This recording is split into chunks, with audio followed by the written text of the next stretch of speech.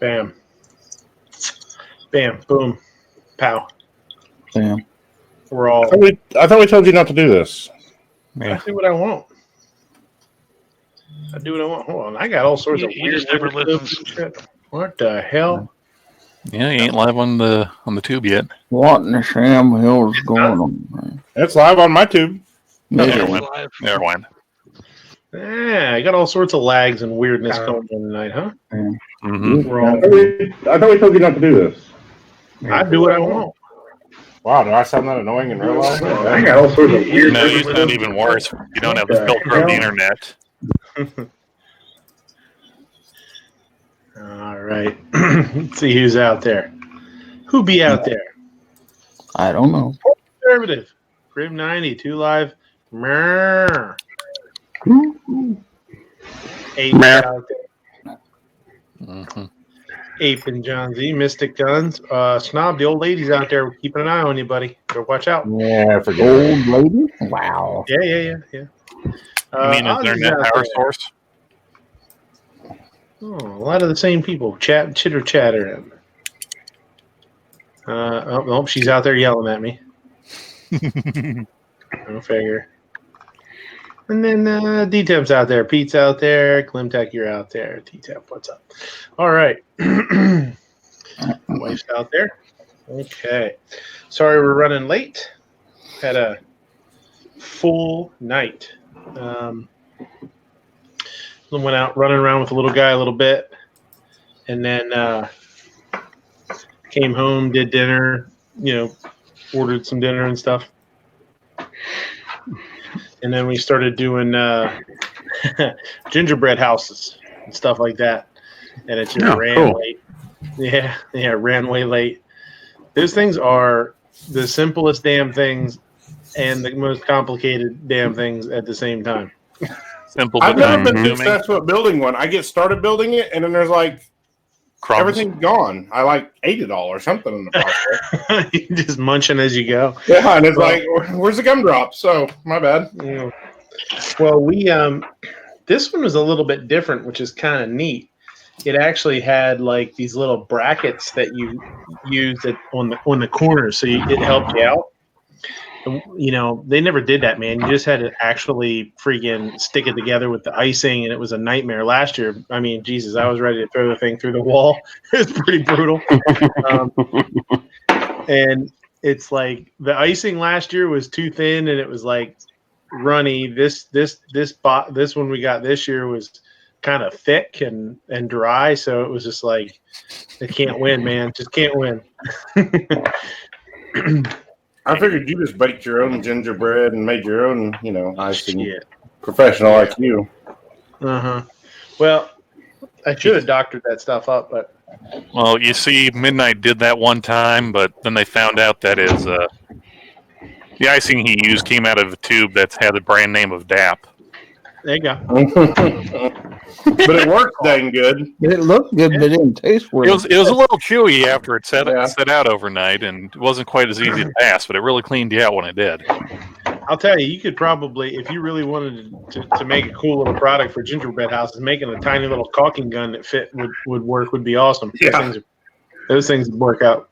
That would help out a lot. I still have sugar. I have sugar all over my shirt now. I didn't even change my shirt. Sugar shirt. Just helped to get him to bed and stuff like that, and then came down. Had a hell of a time with my headphones again. Sometimes it works. Sometimes it's such a pain in the ass with gun tube with my headphones. I don't know. Watch Gary. He'll be licking your shirt here in just a second. He's sitting next to you, so be cautious. Oh, not on my screen. I'm below you and to the right of Ape on mine. Oh, well, you may be safe then. Yeah, Pete says, I'm a dapper damn man. There you go. Am I right or you're right? Am I this way? No, the other side. He's right above you on me, so just shove it straight upwards. Nope. No, you just poked Gary in the butt. No, you in the butt on my chair. Now you got a chicken stick. Chicken on a stick. I'm down below the knob on my screen. That's Yakitori. There you go. I might just poke Snob, see if he's still awake. Hey, don't poke me. Poke the bear. Well, you're Mr. Beef, and I want some beef on a stick. Beef. Great. Now the I thought orange that was full the of- beef. Hey, Uh-oh. Jorge, what's up? Speaking of beef, Orange man's in there. Speaking of bull, So we, yeah, we had Yeah, I'm doing something. took it pretty easy today, man. I had a rough weekend too, man. I can honestly say Friday night was Friday, not just Friday night. Friday, my Friday at work was if not it was the second most hectic day I've ever had in my career. It was bananas. It was nuts. We had so much going on. It was just crazy. Went in early. We had a party at 1 o'clock, like an event. Had to go in and do sushi for that because they had a sushi, big tray of sushi. It was one of their stationed items, and so I had to knock that out. Went into that. We normally don't do dinner till 4, but that Friday we had a group of 20 people that requested that they made arrangements to come in and do dinner to do dinner at 2. So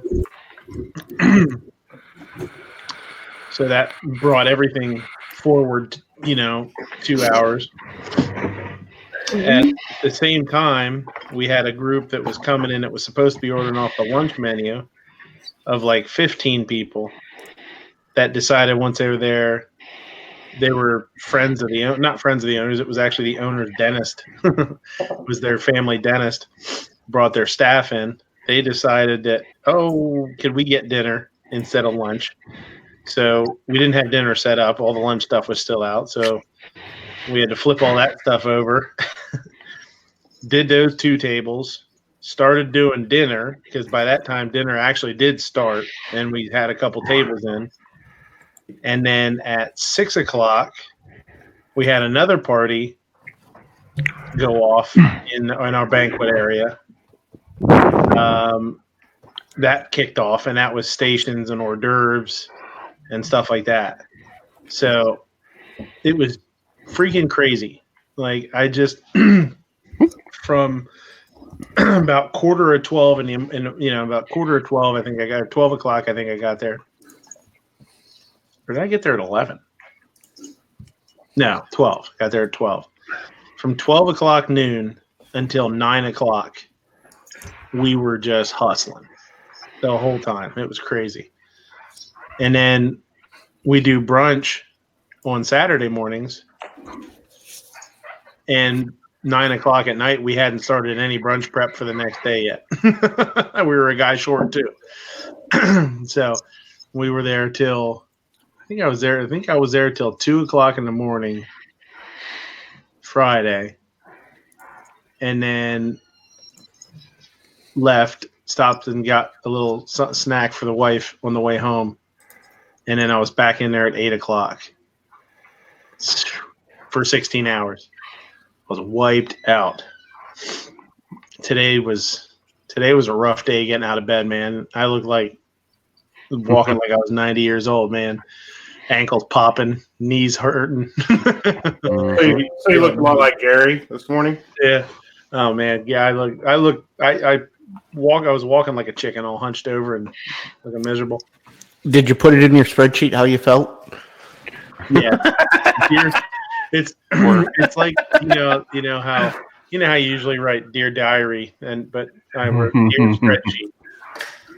Today, my feet are hurting bad. so you're saying your non-slip anti-fatigue mats were neither anti-fatiguing or non-slippage? Oh man, there's no stopping, man.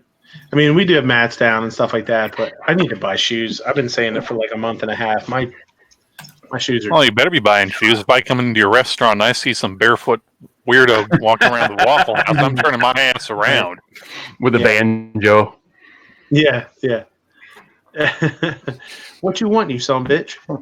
He said the sushi rolls taste better if you roll them with your toes. That's right. Oh, it's that extra like a- jam. It's It's like a blue in there. it's like a umami flavor, You mommy? Yo mama, Ozark, Yo mama? yo mama flavor.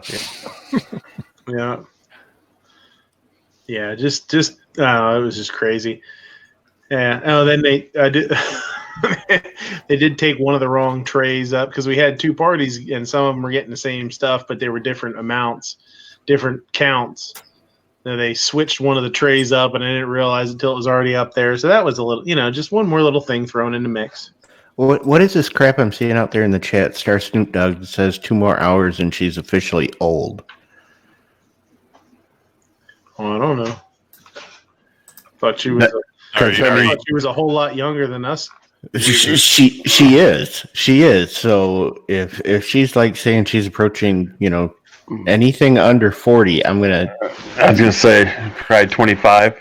Yeah, next year at the at Wanamaker, I'm probably gonna have to slap her. Now I'll probably get my ass kicked by her because she's a lot tougher than any of us fat bastards in here. But She will kick your ass, and you won't even see it coming.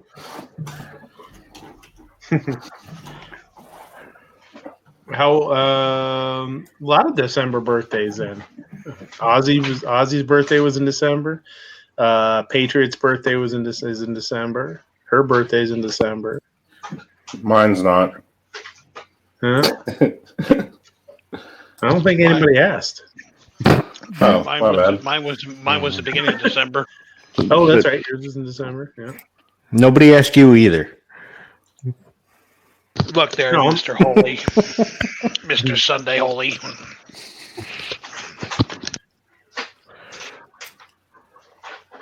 No.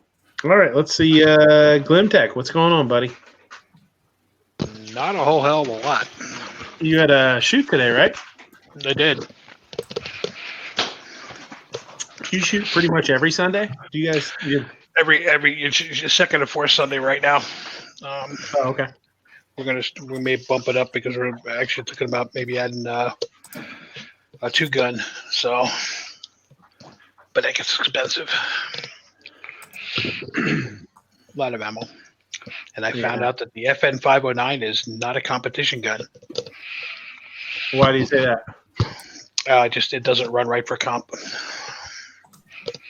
It's an excellent duty weapon. It's a good go to war weapon, but for competition, it just doesn't have the. I even put a trigger in it. It just doesn't have the. Doesn't have the balance. The 509 is the striker, right? Yeah, that's the newer one they have out. That's the one that they submitted for the military trial. Right. Yeah, they're nice looking guns. I like FNs. I almost bought an FN. I almost bought an FNX. Really like it. Yeah, I really like it. I have the MRD version, so it's the red dot, the compact. Mm-hmm. And now they just came out with a subcompact, finally. Woohoo! Yeah. Gizzard, what's going on?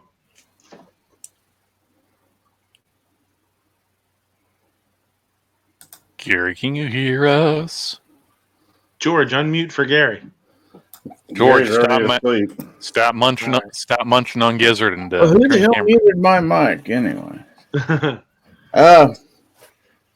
Anyway, been a pretty boring day. I was at my daughter's, come home this afternoon. Hope to catch a good football game tonight, but I didn't see much of one, so. So, anyway. That's about it. Thanks for the invite. Yeah. They didn't watch Snob, the what's Detroit going on? Lions. Oh. No, some team called the Bears, I think. Bears.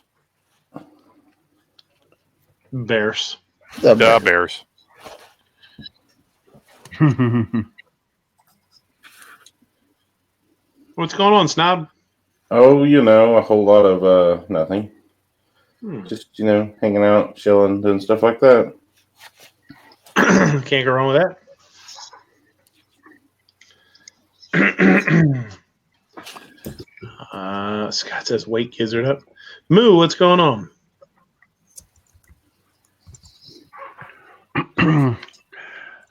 Just coming off a weekend to call. Worked yesterday and today, and Now I'm off call, so can't see it on the camera, but cheers. Joe. George says Gary's working on his new AR-15 line called Rock Rooster Arms. There you go.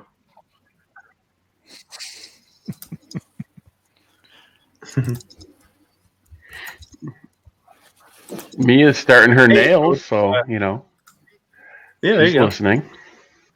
Mm-hmm. Hey, what's going on? Mia, unless you've made that bread already, I wouldn't start your nails. It's just going to ruin it. Not a whole lot at the folks over getting my place ready for hosting Christmas. So that's the thing. And in full compliance of our new YouTube overlords edicts, I cannot show you, but I can make a sound of a new pew pew. What'd it be?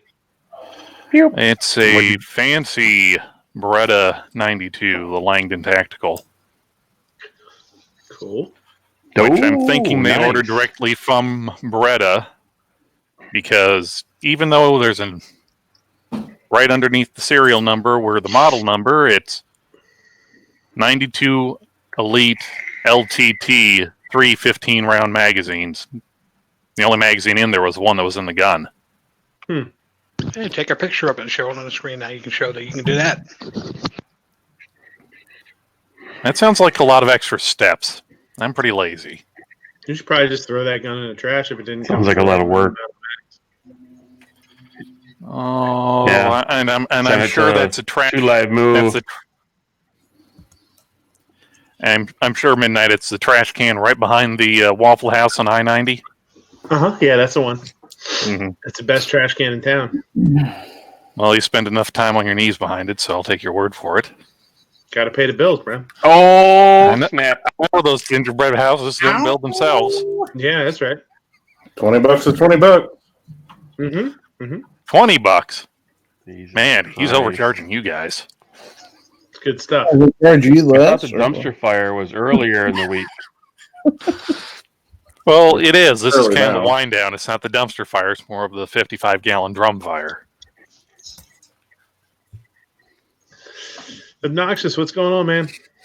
Not a damn thing. Not a damn thing at all. Happy to be here, though. Not really, Oh, look at that. but, What's going on I'm there? here. Somebody make some obnoxious cookies. They look like cookies, don't they? The one on the other side does, since it's all like glazed. Ugh.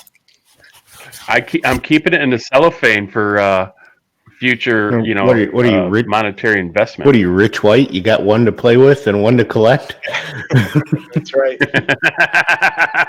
Well, maybe you just can't handle playing I don't- with two obnoxious ones at once. I don't want to ruin it. Get it all filthy and full of sin. What's that? Are you trying to Are you trying to do your own orange creamsicle? Oh, Wow. That's a good idea. Sure. What's wrong with you people? Hang on. Let me. That's just wrong. All right, and we're 15 minutes into this, and it's already in the trash We're can. not even done with the. No, wait, we are done with the intros. No, Yeah, we're not even done with the intros yet. We're already in the Okay, I'm we're in done. the landfill. You might as well score again. It took longer to snub. What?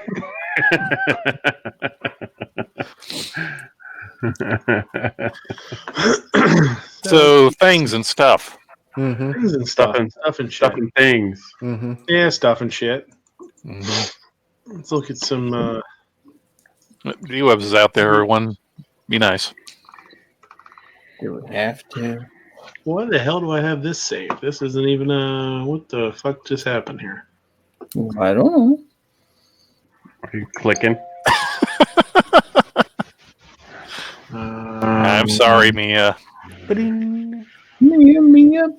Which says, "Well, Christmas, Merry Christmas." Yes, Merry Christmas, everyone. Merry Christmas, you filthy animals. Yeah, right. Keep the change. Yeah, I don't know.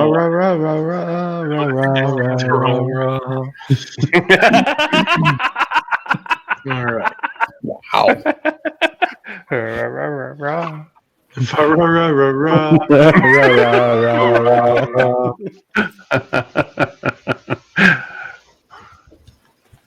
Little dry, lots of gristle.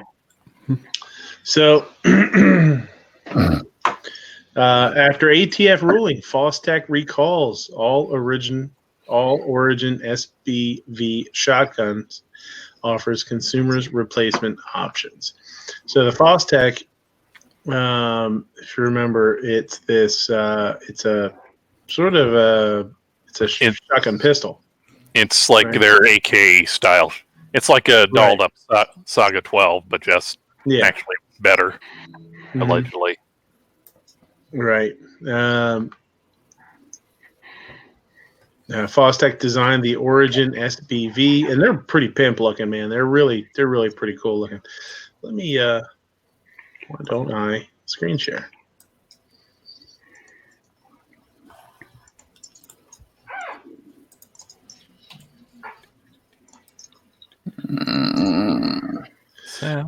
So there you go.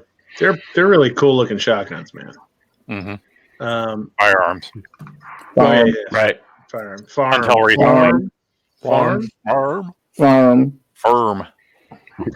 So they're built along the same lines as other not a shotgun firearms, farms, such as the Mossberg Shockwave and the Remington TAC 14. Those guns are classified as firearms, but not regulated under the National Firearms Act. The Origin SBV, however, featured a folding stock that didn't set well with the ATF. In October, the regulator ruled that the Origin SBV is a short-barreled shotgun and a destructive device, and sent this letter to Fostech. And the letter is, this is in response to your email and discussion with the Firearms Ammunition Technology Division, FAT-D, Firearms Ammunition Technology Division, FAT-D, and Office of Chief Counsel. As you're aware, it goes down through this. It gives you a whole bunch of letters and references and blah, blah, blah. On October 11th, ATF and Fostech agreed to the following procedures regarding the recall of the Fostech Origins SPV firearms made and transferred in violation of the NFA. Fostech will notify consumers to remove the barrel from the Fostech Origin and ship the firearm receiver to Fostech. Fostech will replace the Fostech Origin SPV with a new firearm. Fostech will either transfer a registered any other weapon or short-barreled rifle through an ATF Form 3.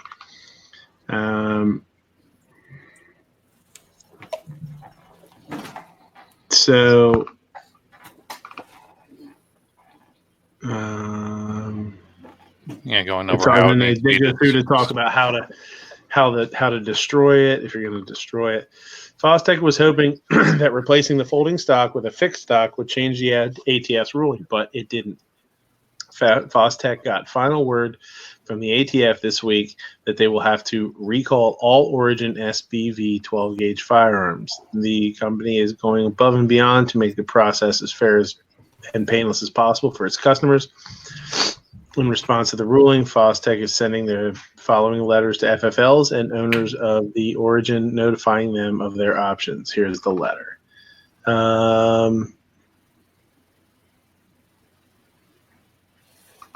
And then there's a letter going out to retail buyers, giving them a variety of options for replacement.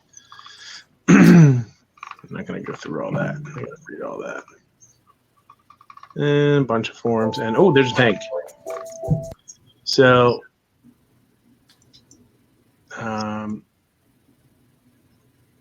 there's that. Mm-hmm. So that's just another example of the ATF overreaching their grounds of an agency that has no law abiding anything and deciding that they're going to make a rule, make something illegal. So why did Now, when these first came out, were they originally shipped with a folding stock, or had they just started putting them on there and the ATF said no? From what I understand, they came stock with a folding stock. Okay, They came from the factory. so or folding arm accessory, whatever the hell you want to It's say. a brace, Folding right? arm brace. Brace. So what makes it different than any other than a pistol rifle? Like, Because it's why is it because these things fall under firearm. It's not a pistol. It's not a shotgun. It's not an SBF or SBR. Okay. What I was getting to with the folding brace was, with that brace folded, was the firearm still over the 26-inch minimum overall length? Okay. Probably Because, so, it could have just been the ATF just got a bug up their ass and said, no, even though you've made it to where this thing, or to where this is a fixed item, we're just going to still say no, because it can fire in a configuration that is shorter than 26 inches. Right. Okay.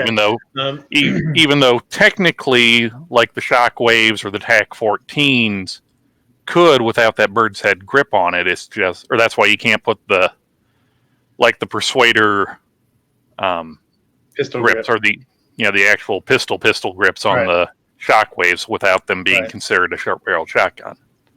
So I wonder what the overall length is on that when it's folded. Yeah. I wonder how See, but this is the ATF reclassifying something again, because this was originally sold as an AOW. Mm-hmm. Okay, and now they're saying, oh well, okay, well now we're just going to reclassify it, just like they did with this other one, where they're actually making up a new class.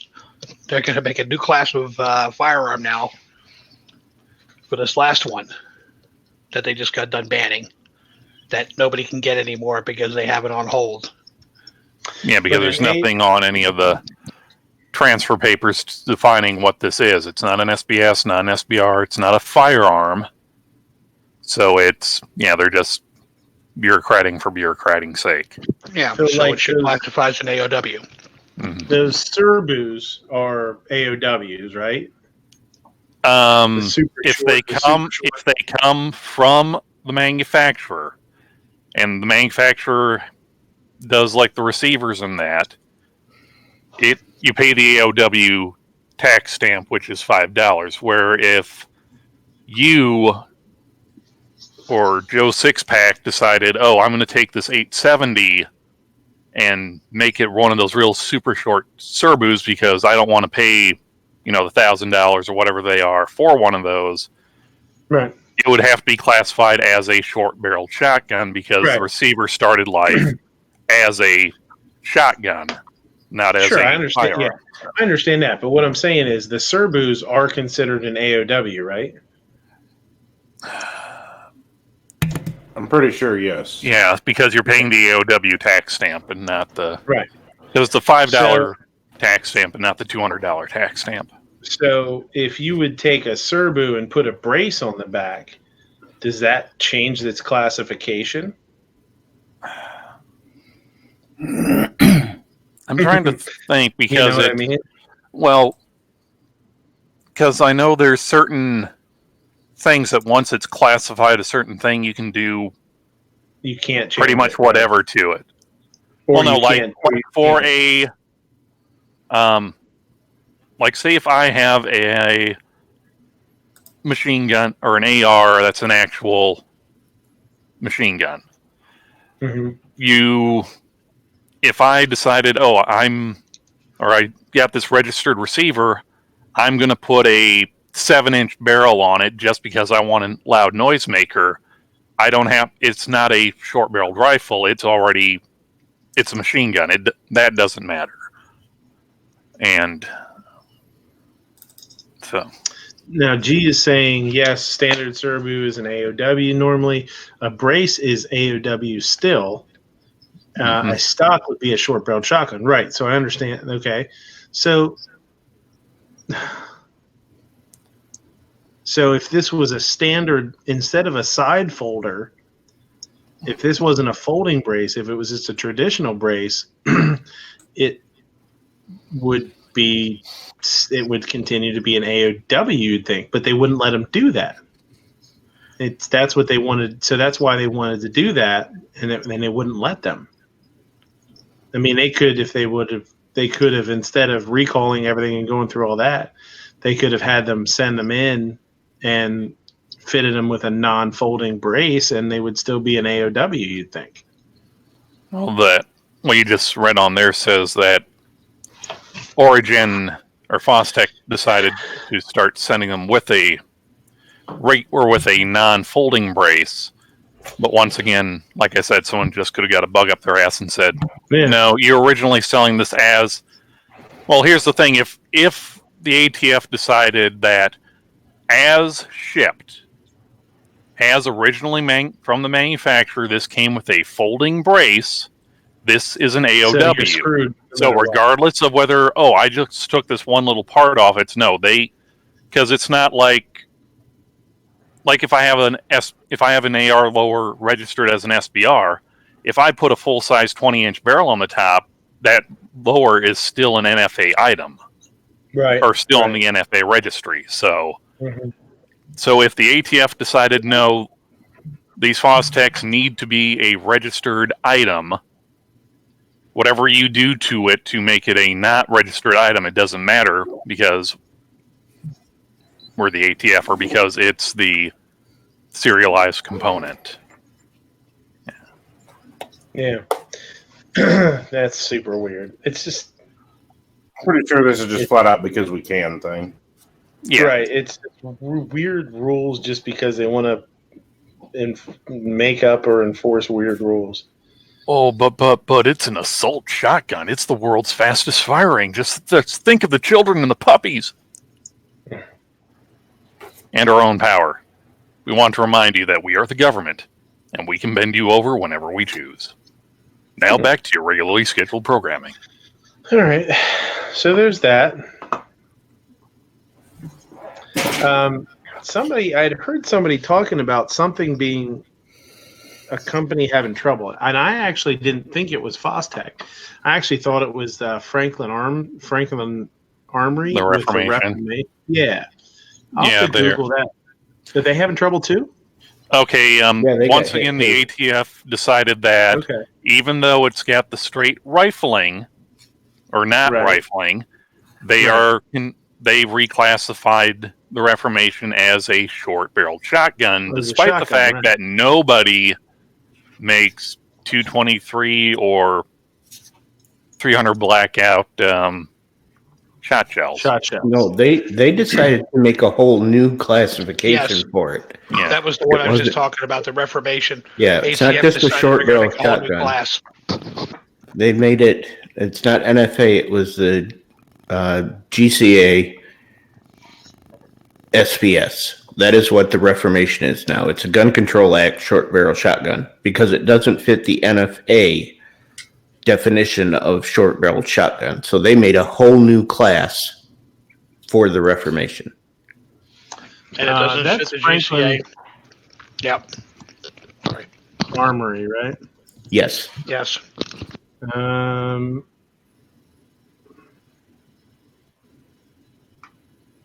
Okay, here we go. Because this is what I heard about, and then I stumbled upon that other one, and I was like, oh, wait, this isn't the same thing. Hold on a second. All right, so let me share this article, and we'll go talk about these yahoos, too. All right. Breaking. ATF declares the Franklin Armory Reformation a GCA/SBS shotgun and halts all retail sales.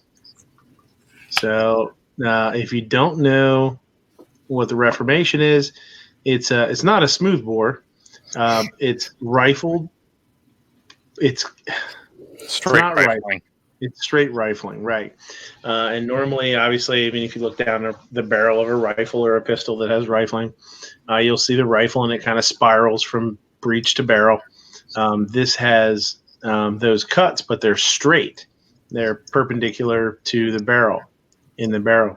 So, which makes it not technically traditional rifling, which makes it not a rifle. It can, which really jacks up the accuracy of it unless you use these proprietary rounds that look like little Nerf Whistler footballs, which are pretty cool, but it's pretty neat. And a lot of people talk shit about this when it came out, and they're like, "Why would you want that? Why would you want that?" I think it's awesome. I don't see the need in owning one personally because I don't live in a state with a whole lot of restrictions on stuff like that. But if you do live in a state where you can't have a traditional, you can't have a traditional, AR pistol even or something like that, or your features are really limited. I think it's pretty cool, man, to have something that is legal, but sort of. I don't want to say it. I don't want to say it's a loophole because it's not. I mean, it follows the rules. Right? It's basically if you're wanting it as a middle finger to the ATF. Yeah, and I mean that's the thing. It's like you make up rules. They lived by the rules, and they came out with a firearm that was totally legal, and there's nothing wrong about that. So, so it says, see our early posts on the Franklin Armory Reformation here, and here. While the Reformation may look like a short barrel rifle, it is not.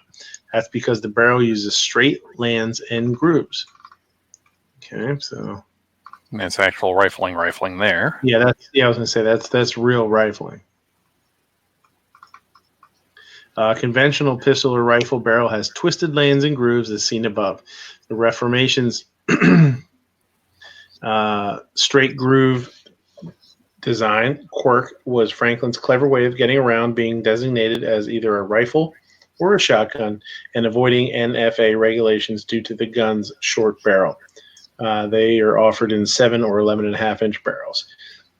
Even though the Reformation isn't explicitly outlawed in the gun rights challenged state of New Jersey, the state police decided it isn't something they like very much, and they banned sales of the gun in the Garden State. So Franklin sued.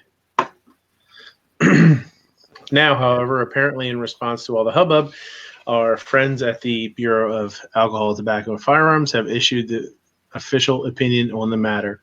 In a letter dated today, the ATF has consulted its National Firearms Act Ouija board, waved its regulatory wand, and declared the Reformation to be a shotgun.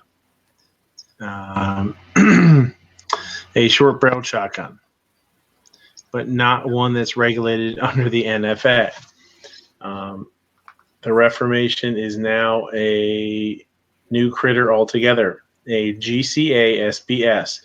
This genus is so new, in fact, that the ATF is having to gin up entirely new forms and procedures to handle it. That means that as of today, FFLs can no longer sell them until the new forms and procedures are in place. To be clear, they haven't outlawed the Reformation. They just need to develop procedures for selling them. While the ATF's letter doesn't directly address this, it does not appear that the ATF will be pursuing Reformation.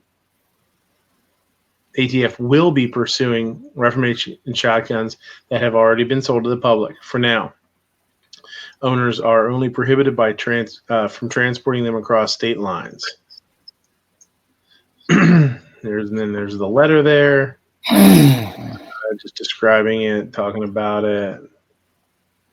So, in other words, since they're having to come up with completely and entirely new forms for this, all the ATF has to do to keep anyone from either manufacturing one of these or transferring one of these is just sit on its ass until they can figure out, can't see my hands, I'm doing the air quotes, figure out new forms and procedures, just like they did with the original, or when the NFA came out. Oh, you need a tax stamp, but we're not going to hand out any tax stamps.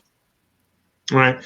Well, I mean, there obviously are. They've been states like Jersey and that are really high gun control states have, I'm sure, been super pissed off about this thing from the day that they brought it out.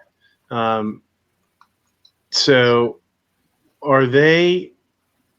I wonder what the next step is, because I can't imagine if they're that pissed off about the thing that they're just gonna let you fill out a form and keep it and sell it and buy it and continue to sell it in the state.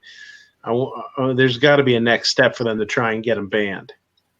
Well, no, what they already did is, from what I understand, I guess either Monday or Tuesday, they're already going to be filing a lawsuit to counter this, being that this is the same crap they pulled with the bump stock, which is which has nothing to do with anything. And again, this is an agency that has absolutely no legal authority whatsoever, that are just arbitrarily now making rules to suit them as on a whim as they see fit. Yeah. So they're in such violation, it's unbelievable. So of course, they're gonna file a suit on this, and it's gonna wind up going up the food chain. Yeah. Here's that tank again. Pew pew. Yeah. Which, speaking of the bump stock thing, I guess they're gonna be back in court Monday, Tuesday. Yeah. What's going on with that? Well, they're FPC actually filed the paperwork for them to make a decision immediately. Either you're going to go further with it, and we're going to pursue it and get to court, or you're going to drop it and withdraw it. And if they drop it and withdraw it, then everybody's bump stock is now legal again. Well, yeah. So, man, I'd be super interested to see. I mean, and I sort of thought this or said this from the very beginning, like, people that handed them back in. I think that was a bad move. If you wanted to comply, which I understand a lot of people do, destroy it, and then you could keep it, right? Like, if you destroy it, it's an inert chunk of junk. Right. So I think at this point, like, if anybody destroyed it again, kept it, they've got a chance now to maybe if they decide that was unconstitutional for them to do, at least they have that. They say, look, I got this now. Look, I still have this. I want reimbursed. I want paid for it. I want compensation. Versus I handed it in, and I don't know if when you hand it in, if you got do they give out like some sort of receipt or proof that you handed in, something like that? Yes, they are required by law to give you a receipt for anything you turn into the ATF. Okay, good. That's cool. Okay. Because I know during Katrina that didn't happen to a lot of people. They just started snagging shit from everybody, and never. True, but that was also the regional PD. So.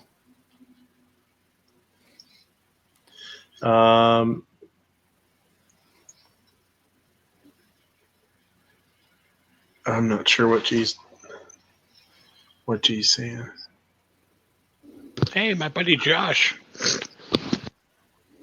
Hey, Knives is out there. What's going on, Knives? Yeah. Josh? Oh, yeah, Josh. So wait a minute. Looking at this picture here, your attorney general is so insecure that he has to have his name stamped over the, I'm assuming that's your state. Is that your state seal, or is it like the logo for the Attorney General's office? It must be just the Attorney General's office. The state seal isn't like that, no. Okay. No, that's the Commonwealth. That's part of the Commonwealth seal, because there's two different seals. Oh, okay. Yeah, there's two different seals. One for the state, one for the Commonwealth. Oh, okay. Or is this just a way that he doesn't have to wear a name tag everywhere he goes? Like, Attorney General Josh Shapiro. I think a lot of these people probably forget their names half the time, yeah. So, Hey! We're not making fun of people for forgetting their names. Gary's in here, and he's kind of old like that. Hey, Snob, how's the foot? Oh, my foot's great. It's great. Did you sharpening knives recently? Get a little itch on the bottom of your toe there? Not lately. Cutting chunks out yourself. Lawsuit challenges state police over new ghost gun policy. And I'll tell you what, it is scary around here. I'll tell you what, there's these ghost guns. I hear them every now and again when I'm coming home from work because I'm just real late. You see now, this is why we need to petition the ATF for a ruling, or your local or your state representatives for an exemption to proton packs and ghost trap. It's all these ghost guns. It's the only way we can defend ourselves from them. Well, we just funded the Space Force. Give every man, woman, and child a unregulated nuclear reactor to strap to their back. I think we need to create a real life Ghostbusters. Well, hell yeah. Harrisburg, PA. Businesses that manufacture frames that can be built into working firearms sued Pennsylvania's Attorney General on Friday, 5 days after he issued a legal opinion classifying their products as guns under state laws. So if you don't know, Pennsylvania now, the Attorney General, the state police actually, I think what happened, I believe, got a hold of the Attorney General and said, hey, what's up with these 80%ers? Are they guns or what's going on here? Blah, blah, blah. So the Attorney General decided that, yes, an 80%er is a firearm, even though it can't, can't do anything until it's finished, which is the whole idea of an 80%er. I also think that they should start classifying motors in cars as cars, because eventually, when you add more stuff to that motor, it becomes a car. So you might as well just call it a car. The Commonwealth Court lawsuit asked the state judge to stop the state police from implementing any new policy, including background checks, based on the written opinion the agency received Monday from Democratic Attorney General Josh Shapiro. Shapiro told state police to treat unassembled ghost guns, gun frames also referred to as 80% receivers, as firearms. So so now, even though something's not a firearm, everything's a firearm, right? Everything. Nothing that's not a gun. I saw a meme the other day, and it was it might have been from a Gun Channels guy, I can't remember, and it was just a block of wood. It was like a 2x6 or something with a bunch of holes drilled in it, and it said something about getting ready to register my new 80% lower.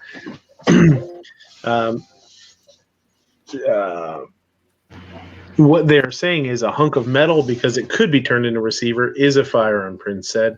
That's Josh Prince. He's an attorney. Really smart dude. He was at the Red Flag. He spoke at the Red Flag hearings that I was at the Capitol. There's absolutely no criteria provided. Shapiro welcomed the legal battle, tweeting from his office account, "Bring it. We'll see you in court."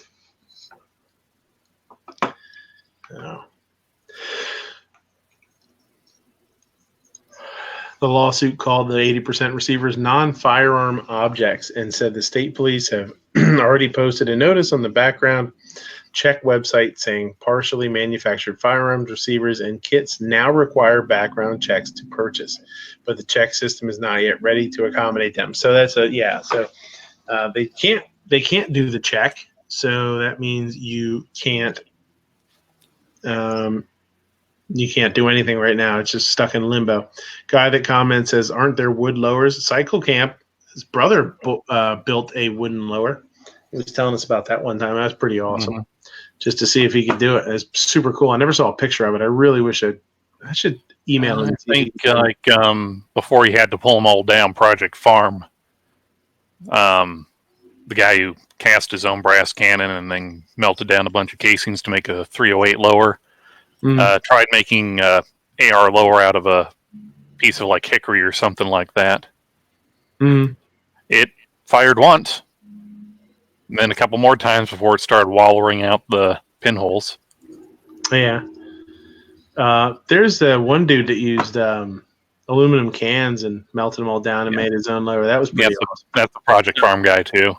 Was it? I thought it was like Guncraft 101 or something like that. Oh yeah, I'm thinking Project Farm's for testing it. Yeah, it was Guncraft 101, not Project Farm. Yeah. That Project Farm does the engine tests and the pretty cool. Now I believe with this, I just totally lost my train of thought.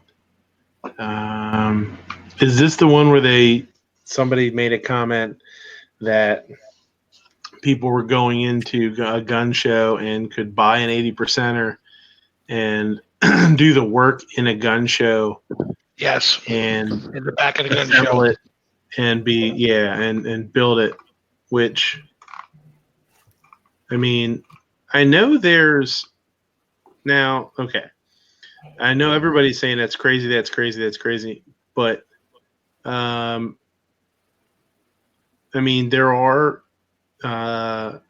companies that deal at gun shows where you can basically come in and they'll build an AR for you in front of you. You know, you pick all the parts, they slap it together, and you're good to go. I wonder if there is anywhere that has some sort of setup for people to. A guy in California did, and that's the whole I do reason why there's that loft. Why this whole lot. Now, it's not the entire reason, because I think there were some other, I don't know, mitigating, or I don't know. It's been a couple months, and I don't really remember.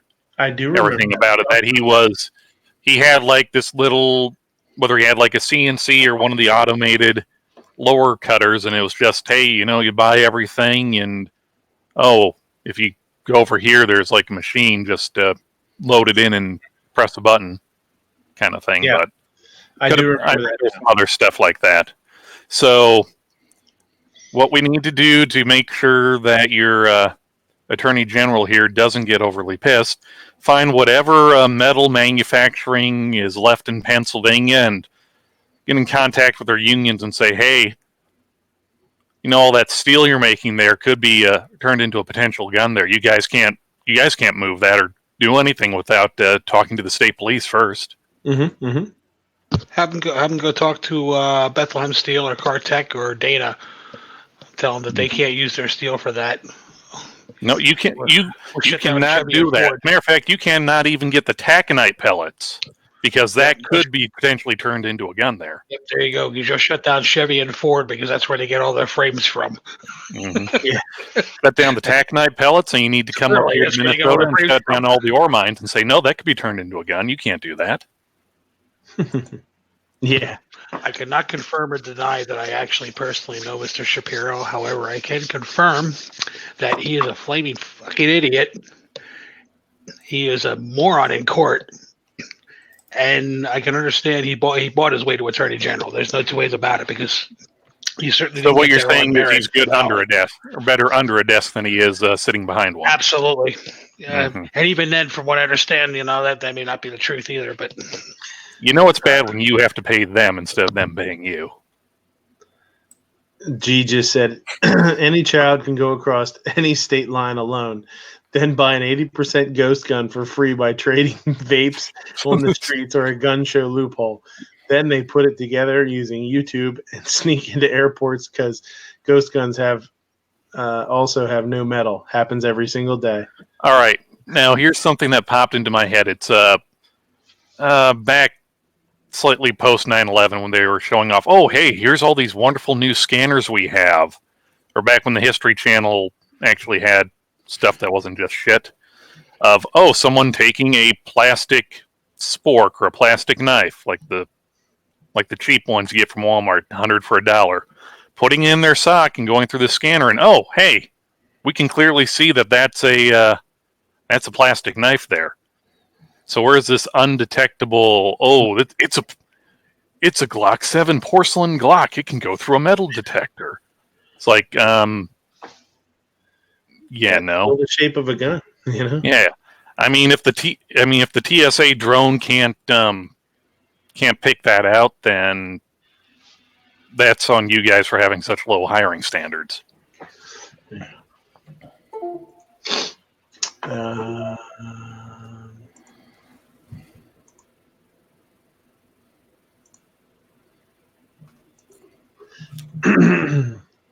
Pro-gun message supplants. That's a word that I don't think I've ever seen. Supplant. Yeah. Well, the entire country is getting an education with the phrase quid pro quo, so supplant should be fairly easy. Just yeah. I'm pretty sure it just means replaces. Pro-gun message supplants pro-transgender slogan on University of Virginia Bridge. The University of Virginia's Beta Bridge has played host to student messages for some 50 years. Most recently, the bridge featured the mural "Protect Black Trans Women," but this was painted over during the weekend with a pro-Second Amendment slogan. According to the Cavalier Daily, the terms 2A and guns were painted while women was crossed out. The original message put up by the Sable Society was repainted, but was again modified with the pro-gun terms. The report notes the gun messages appear to reference various Virginia towns threatening to become some Second Amendment sanctuaries if the newly Democrat-controlled state legislature follows through with unconstitutional firearms. Note how they've decided to put sanctuary in quotation marks to make you think that, it's not a real thing. Yeah, and they also put, I didn't read it, but they also said if the newly Democrat-controlled state legislature follows through with, quote, allegedly unconstitutional firearms. So are they alleged restrictions or allegedly unconstitutional or allegedly firearms? Protect 2A black guns. Yeah, protect 2A black guns. Now that's just a bad sentence there. I mean, did Google Translate do that to it? Sarge wrote it. It would have been less work just to cross out trans and woman and just put protect black guns. Right. Yeah, I mean, they were, they're kids. UVA spokesman Brian Coy said that although the bridge is a long recognized public forum that may on occasion cause controversy or disagreement, the university acknowledges that people, particularly black trans women, feel demeaned or threatened by this message and the way it appeared. So they should have just painted the whole damn thing white and wrote what they wanted to do, right? Then no big deal, right? Then it's okay. Are you, sir, suggesting that they need to whitewash over the rights of black trans women? A guy in the comments says, I was hoping for a combined effort. Protect black trans women with guns because it works. There you go. Mm-hmm.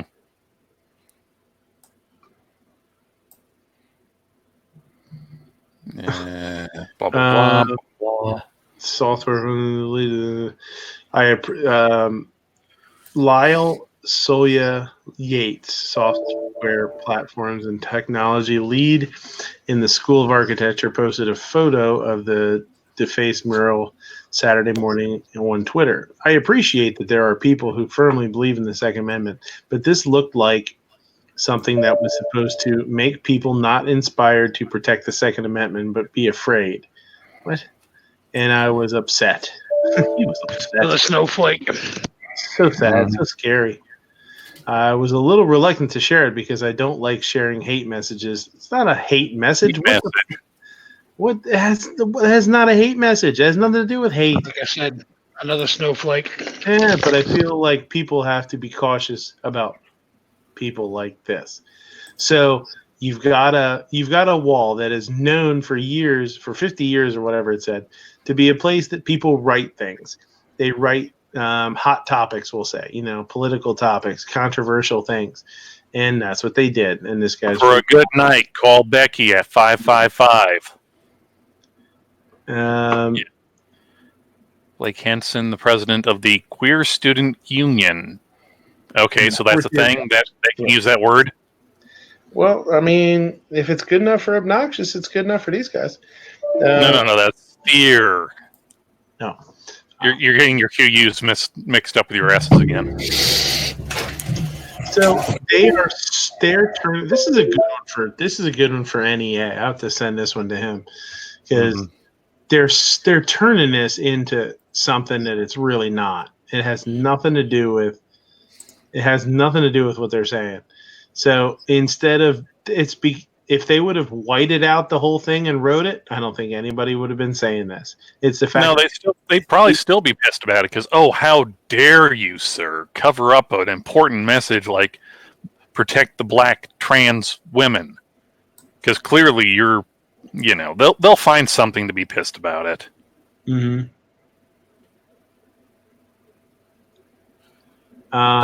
Got Ghost Tactical out in the chat there. We start talking about ghost guns and he showed up for his ghost gun. He's probably gonna sue me. Son of a bitch. Probably gonna sue me. Just give him a little box of 16 Crayolas and go away. I got it. Oh, you know what it is? Here, look at this. I got the 64 box right here. Well, we can't because you're still screen sharing. I know, but you can hear it. That's what I'm saying. Hey, Ghost. It's a good one. Good shit. It's got the sharpener on the back too. That's a good one. Oh, that way you can just grate it down or crush it up and snort it. Ain't that road crap? The views and opinions of Finite 1393 are not the views and opinions or of anyone else on this chat. You use the sharpener. You sharpen it, and you take all the little sharpenings and you sprinkle them on your pasta like Parmesan, or on your donuts like sprinkles. True. Yeah, how come the Crayola sprinkles donuts weren't represented on the donut bracket last night? Just like last week, just like the fritters weren't. Yeah. So Blake Hessen, president of the Queer Student Union and a fourth-year college student, said they believe the incident speaks to a wider problem where hateful messages are directed towards marginalized people around the university. Blah, idiot. He added that in cases like this, he believes the university should come in and say what kind of things should be allowed. No. Bad. No bad, no. It says if it is a year college student, does not say he's a senior. Right. That's true. Right. Still. Oh, that's all good and fine until the university steps in and says, no, you can't use the word queer anymore. And then it's how dare you. You're targeting us, a marginalized and victimized, oppressed peoples. So Hessen added, like I said, it says Hessen added that in cases like this, he believes the university should come in and say what kind of things should be allowed. So somebody should do something about this, where somebody's talking about our rights and they're important. Absolutely, the university needs to come in there and restrict your freedom of speech as well as your Second Amendment right now. Just restrict the entire Constitution. They don't care. Most college students don't even believe the First Amendment should be a thing. Yeah. You shouldn't be able to say what you want to say and have to live with the consequences of it. That's so stupid. It's so un-American. Like just the way that they speak is so un-American. Like no, it is every American's God-given right to make a complete asshole out of themselves. No, you know what I'm saying though. Like just no, the phrase, I understand. Somebody should come in and say what kind of things should be allowed. Are they? You know what I mean? Like this. Like I get stand by for meme mania. 80% crayons. Yeah, you heard it here first. You heard it here first, folks. You see, parents, don't send your kids to a 4-year college. Send them to a trade school. Yeah. I have spoken. So there you go. And the death of this chat is thank you. Okay, this one has been a. Wish Kingpin was here because me and Kingpin were talking back and forth about this one. Truth about guns, VCDL, Virginia. I can't say Virginia. Virginia Citizen Defense League. Please don't bring long guns to January 20th lobby day. So this has been. I mean, we talked about this before, like not just us, but I mean as a group or whatever. Yeah, it's been on Matt's chat. Yankees voiced his opinion. Pretty sure CloverTac and the Ghost have voiced their opinions on. Yeah. Okay, there's a difference. Does having ARs or having Granddaddy's 30-30 strapped over your back make us less effective as a peaceful gathering of people to voice their displeasure at their government?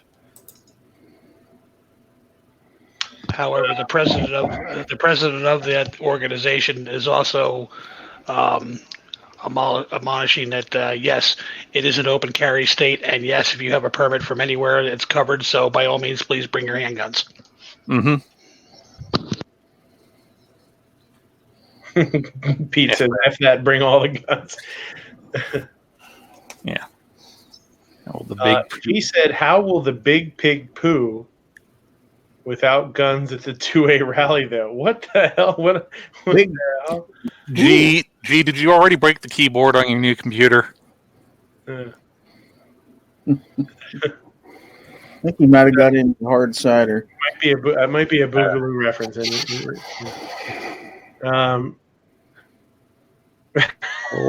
He didn't go to DC and go. Oh, okay. Put down the one. Bartles and James got a hold of him. So, with radical Virginia Democrats pledging all manners of gun control following November's election, the FCDL has planned a lobby day for the 20th in 2020 in Richmond. 1/20/2020. In their press release, they wisely urge folks to leave their long guns at home. So there's a lot of people Up in arms about it, pun intended. There's people that see it multiple different ways. So let's run it through the room and let's see what do you guys think.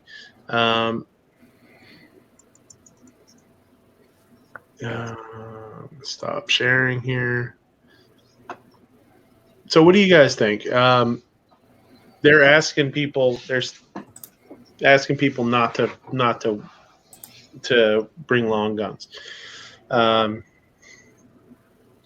Number one, do you think that makes it?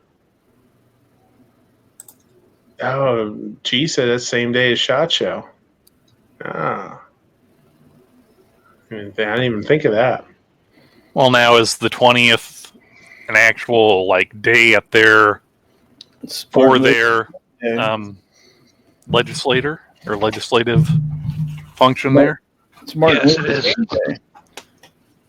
Well, let's see. The 20th, same day as SHOT Show, same day as inaugural day, same day I get a year older. So it's just a big old day.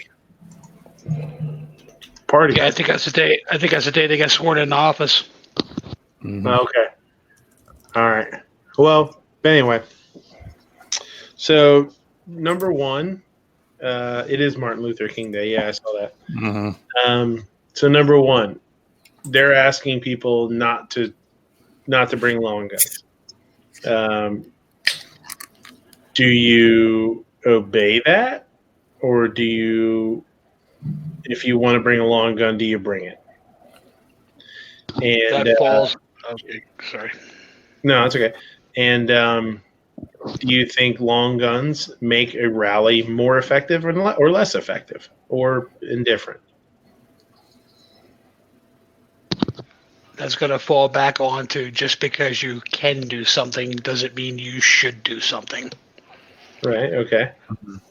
So at this particular point in time, being that there's other alternatives to do it, and you're going to have a lot of snowflakes there, and most of them aren't going to understand what the hell's going on, at least for the outside world. So no, you don't. You can conceal carry, you can open carry. You don't need to strap half an armament to your back. Again, Okay. just because you can doesn't mean you should. What do you think? Well, they said no rifles. They didn't say anything about carbines or shotguns. So just No, did it say no rifles or no long arms? I don't know how they stated it. Okay. Honestly, in all seriousness, just don't bring them. I mean, I've been to many rallies where you didn't see that many long guns. I don't think it makes any difference, personally. Might be an unpopular opinion, but I mean, that's what they want. You can get your point across without it. Mm-hmm. Open carry. Snob, what do you think? Oh, I thought I understood this is not a rally. This is something they do every year and show up there. Because I heard a guy that was with Virginia Citizens Defense League on Gun Talk last week talking about it. And I'm pretty sure he said it's not a rally. They do it every year at Inaugural Day, and that's not what it's about. And they usually have like anywhere from 500 to 2,000 people at it, and they were hoping to have 50,000 people this year. So I don't think there's any reason to. If they're asking you not, just don't. There's no reason. Yeah. I think it's called like Lobby Day or something like that. Yeah, it's not necessarily a rally. And I don't have any problem with them at rallies, whatever you want to do. I don't think it hurts or hinders us at a rally. But, Moo, what do you think? Personally, I wouldn't carry a long gun, but I'm not going to tell anybody that or suggest that anybody should give up their rights if they want to strap one on, strap it on. Mm-hmm. 8? Okay, yeah, I'm just reading some of what G's putting out there. Don't worry about guns if people bring them or not. Show me just one example of guns at a rally that was used against anyone afraid. All right, here's the whole thing, and it's not regardless of long guns or whether you're carrying any gun or not. Yes, people are free to do whatever they want, but I look at this as the same way of saying, hey, come to this rally, please wear your decent clothing. Don't show up with a t-shirt saying kill them all, let God sort them out kind of thing. Because to use against, well, if you want to call it against, you know that whatever media outlet will cover it is going to find, Cousin Cletus with his tack vest and looking, the person who looks like the stereotypical gun owner, and that's the face they are going to put towards the general public. Because, look, yes, this part of this is of, they're not calling it a rally, it's just showing up and letting the legislators know, hey, here's a lot of people here. It's also about public perception of if everyone showed up in khakis and a polo and just stood there with an AR-15 strapped to their back and nothing happened, fine. Then yes, that's going towards the perception of the larger public, of the non-gun owning public, of the person who I don't give a fuck until CNN or somebody tells me I should do something, kind of a thing. But look, if someone wants to bring a long gun, then yeah, bring a long gun. Just don't poke anybody in the eye with it when you got it strapped on your back looking around. And don't flag everybody with it. Yeah. Yeah, for sure. Obnoxious, what do you think? Bring all the guns. Every gun you got. Load them up. What if your back can handle that? Snob, get your little cart. Bring a friend. Get your little cart and just pull them around. Like the guys at the gun shows you can't stand that are pushing a little cart around about run you over. No, Snob. What you need to do is if you go to Walmart on, say, like a Saturday at a shift change, you can get yourself one of those little rascals. Hey, you probably get like 200-300 feet down the road with one of those things. I'm thinking for just the sheer load withstanding capacity because, well, it's Walmart, and we've all seen the types of people who use those from time to time. Boy, your Walmart must be pretty lenient because ours, shit, you move that cart off the lot, and it shuts down. It has sensors on it that locks the tires up and it'll shut it down. You know this from personal experience? I have seen it. I cannot confirm or deny that. Somebody is barreling out the parking lot at a blistering 3.5 miles an hour, and all of a sudden just they're all falling and I can't get up. Yeah, it actually has like electronic brakes on the like they do in the shopping carts. And it'll do when it breaks to bar, it'll trip those brakes on, and it'll kill the engine. I Wait a minute, you have electric shopping carts at your Walmart? You got a fancy ass Walmart. Where does this happen? Because you can drive them out into the parking lot. I think it's Yeah, like you can on get it. property. You can get it. Yeah, you can get them out of the parking lot. You can get them out back of the parking lot, but you can't get them off property. They probably have There's they probably have a range thing on them. It's what it is. It's almost like you bury your lines for your dogs. You have that perimeter line that's buried. The Invisifence. Yep, the Invisifence. It's the same. It's the same thing. And it's a sensor. But if your dog hits that, Well, just take the collar off of it. He's fine. So what you're saying is Snob needs to not only wrap his head in tinfoil, he needs to wrap the entire cart in tinfoil so it's shielded from the wire. Absolutely. Ladies, gentlemen, and Jonases of all ages, if you're just tuning in to Midnight Range TM's The Closer, we are currently discussing how to rip off rascal scooters from Walmart. Yeah, just take the collar off of it. Yeah, of course. Then you can get it across that line. I've got a serious question when we're done before we get through with the other. We'll never be done. I know. So, Wait, serious? Serious? I'm not Wrong show for one. that. I'm not one that I've never carried a long gun at a rally. I don't know that I would. I'm not against it, and in this instance, I don't think they should tell people not to bring them. I think if it's legal, I think they should. If they don't want to promote it, if they don't want to tell people to come to bring them, that if they don't want to promote it or whatever, that's fine. But I don't think they should try and stifle people from doing, what they're legally allowed to do. And I think it does, to some extent, it can bring awareness to the rally or the gathering. And a lot of people say like, oh, well, that's the picture they're going to put in the paper, is of a guy standing there with an AR on his back. All right, so be it. So that guy's allowed to do that. It's his right. And hopefully he never has or never will do anything to jeopardize that right to be able to do that. I also think that for some people that are a little shy of rallies, of going to them, a little shy to let people know that they're a gun owner, or shy to let people know that they carry.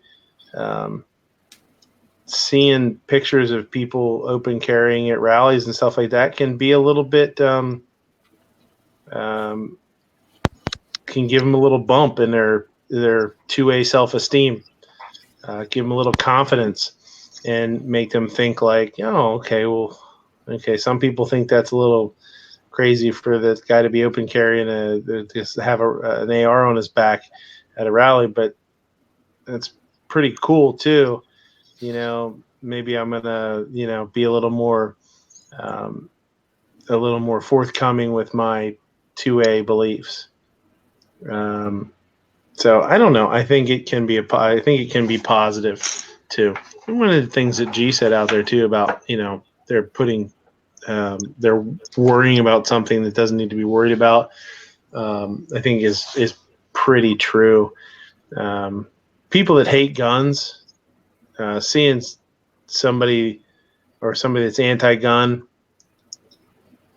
when they see somebody carrying an AR at a rally or something, sure, they're going to bitch about it and make a big deal about it, but they're going to bitch about it, people just being there. I don't think that's going to be that. I don't think it's going to increase the negativity of the event as much as some people think. And I think it does do some good and open some eyes, and maybe acts like a motivator a little bit too. So, like I say, I've never done it. I don't know that I ever would, but I'm not against it as long as it's done with safety and I think respect. I think you need to be, a kind of a cool customer and not acting like an asshole there either. Nobody should, but especially if you're strapping a rifle to your back. Yes, why do you need a machine of death, Rambo? First of all, just- Rambo doesn't need a machine of death. Rambo can kill you with his He pinky. is. Rambo He is is a a Saw machine. blade. Alright. Snob, you wanted to bring something up. What was it? Okay, just a simple question. What if, instead of long guns, everybody showed up wearing a suit and tie instead of stupid camo hoodies, an orange t-shirt missing their front teeth, you know? Orange t-shirt did not do Oh, that. First of all, You son of a first of bitch. all, There we go. some people's profession requires them to not have front teeth. We can't Now, really wait, fault yeah, them I for was gonna that. say, But yes, wait a if second. everyone Some showed of up us in can't afford our front like teeth. a suit and tie or polos and khakis, it's it's yes, a lot more respectable looking, and it's like, oh, hey, there's a lot of people in suit and ties. Is there a funeral or wedding, a conference of some sort? It's not just, oh, there's Cletus and Bubba and the gang there. It's just ignore them. I'm just being, I if you're truly Yes, going after the politicians, I feel like they would look, whether it's right or not, I feel like they would look better to people dressed in at least, like you said, a polo khakis, dressed up, I'm going to say. Could you get a camo tie maybe and put on? Why or- am I wearing You're going- a polo and khakis? Am I Dress going in to sell dress a in car at business the rally? casual. You may. No, I'm Maybe. just saying, I think it would look more impressive than people showing up No. in camo. And Just go in street clothes. I mean, it's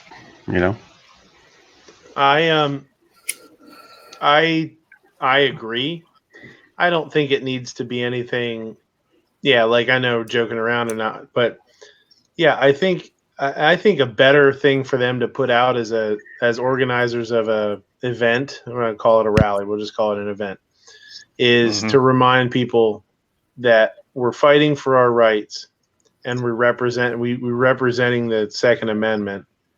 Let's look presentable or whatever. I think that's a good thing. Casual at a minimum, Can we put business casual at a minimum? Business casual, and speakers should be in tuxedos. Okay. Well, maybe not. Well, at least a suit. I mean, At least yeah, a it's not jacket. too much to ask. If you're going to get up and speak, you could wear a suit. I mean, truthfully. Maybe brush Pink your says it. teeth or take the old pomade out of your hair. Put the false true. teeth in that day. Pink says it'll be 10 degrees out there. Who cares what they have on? They'll all have snowsuits on. Yeah, probably. That's Ooh, true. trench coats. Yeah. Yeah. There you go. hmm But then you'll have people like Obnoxious wearing nothing underneath the trench coat. Ugh. And you say that What like there's nothing wrong with what is this obsession with you and the orange one going on full on Porky Pig? I'm just saying, he's always bragging about Porky Pig, so I know if he was wearing a trench coat, that's what it would be. you wear your trench coats. I can neither confirm free nor balling.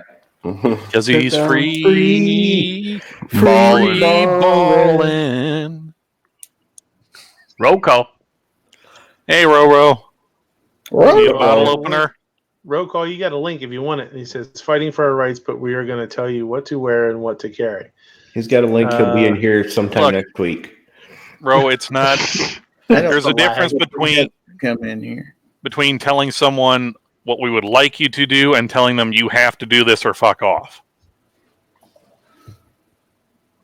So, I just think you get there was farther no with demand. politicians if you look like, There was no demand for anything. It was a respectful requesting. yes. and I don't think there's It's anything like wrong with saying, requesting hey, please don't bring food or drink into this theater. They're asking nicely. They're not telling you, we're going to put two in the back of your head if we find a Twix bar on you. Oh, snap. That is Can I wear a that hat? escalated quickly. left Twix or right Twix. I just take a bite off. I just eat them both at the same time. What the hell is this left and right You bullshit? savage! Horrible. It's kind of- Oh, savage. That says the man who scratches his foot and slices off a piece of jerky. Yeah. I didn't eat that. What if I wore a suit with Gross. like fingerless gloves? You're a grotesque creature. Well, as I'd long say as- you're as long as very it's European. tasteful. Very European. Maybe one sock and one boot. I would say you probably need to sober up. 1 foot's going to be cold in Virginia that time. of Or year. go back to Vegas. I don't know. I got some warm socks. Get some nice thick wool socks. Oh yeah. Yeah, call us that Wonder said dogs. Join your anti-cat campaign. There you go. Yeah, why are we listening to roll call? He's vehemently he's catsus. I mean, I realize that cats are generally assholes and will try to kill you if they ever get opposable thumbs. Only if they're named Tomato Or George. Tomato. Or Larry. Potato salad. Taters. Turtle Grilled salad. taters. Turtle salad is. Oh, we talking about obnoxious again? Is that what happens? Is that what happens after you eat at the Waffle House? I don't know, Travis.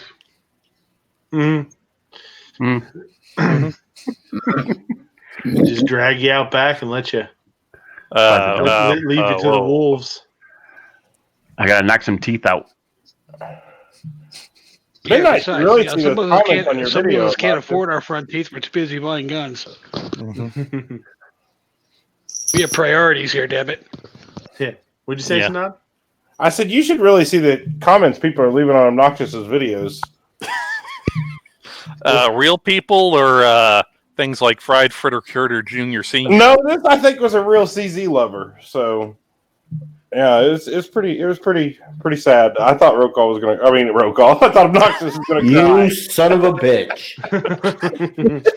Call Hey, him now, that he stays muted. Call him roll call. that was uncalled for. I was just having fun, but you went too far. You son of a bitch! You son of a bitch! I'm gonna fry your asses in molasses. I got you. That's a Don't man you have act. some farms to handle? That's a man act. Took her across state Watch- lines. That's watch the your man head. act. wait till you Don't you have a knife to take a chunk out of your foot with or something? Watch your head when you're handling those farms. Hope your goddamn head was in it.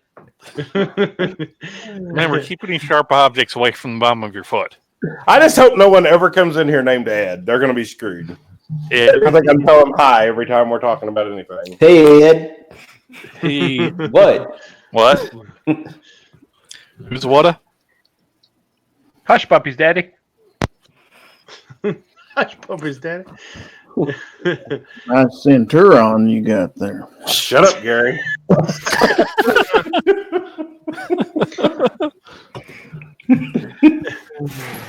Is that since you're on a farm?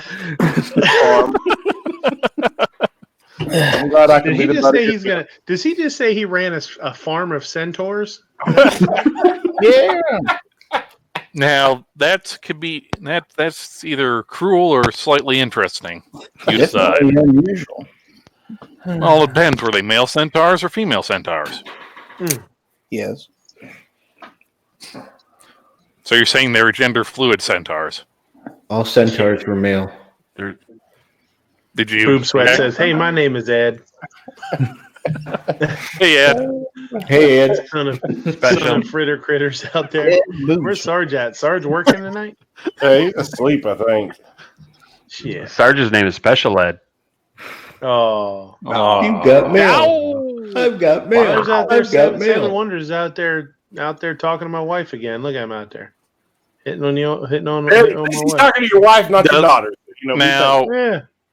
now, Midnight, does he realize that your wife is not Snob's daughter or a Japanese schoolgirl? I don't know what he realizes, to tell you the truth. I don't know what he knows and doesn't know. Midnight's a big old boy, Seven. You better look out. Yeah. Now, all You ever all give me he's time off got to work, do he'll is come down just there and show you up. Yeah. all Seven's got to do is just put a non-slip anti-fatigue mat around him, and Midnight will just walk right up to him and say, "You son of a bitch! You talking to my wow? Damn, I slipped! Help! I'm falling and I can't get up." Yeah. Boy, this floor is comfy. Midnight Smash. Yeah. Hey, there's that pineapple I dropped under the counter last week. Oh, we did Christmas at my mom's tonight, and my daughter ran in to get my mom a card from her into the Dollar General real quick on the way. She comes back out with the Christmas card. She's so proud of herself. Anyway, she comes back out with this Christmas card showing us. She's like, "Look at the card I got, Grandma. It's Santa." On the front of it, it says, "Anybody, or what did I do with that dang puppy or something on it?" And it shows the puppy smashed to his butt. Just reminded me of that. She was so proud of herself for the card. Yeah, your daughter. Definitely your daughter. Seventh girlfriend. So it's official now. You okay? You clucking down there, Gary, or what? About to lay an egg? I just read the chat is gone. Like that little chicken at the restaurant that had the arcade in it when you was a kid. That's what he sounded like.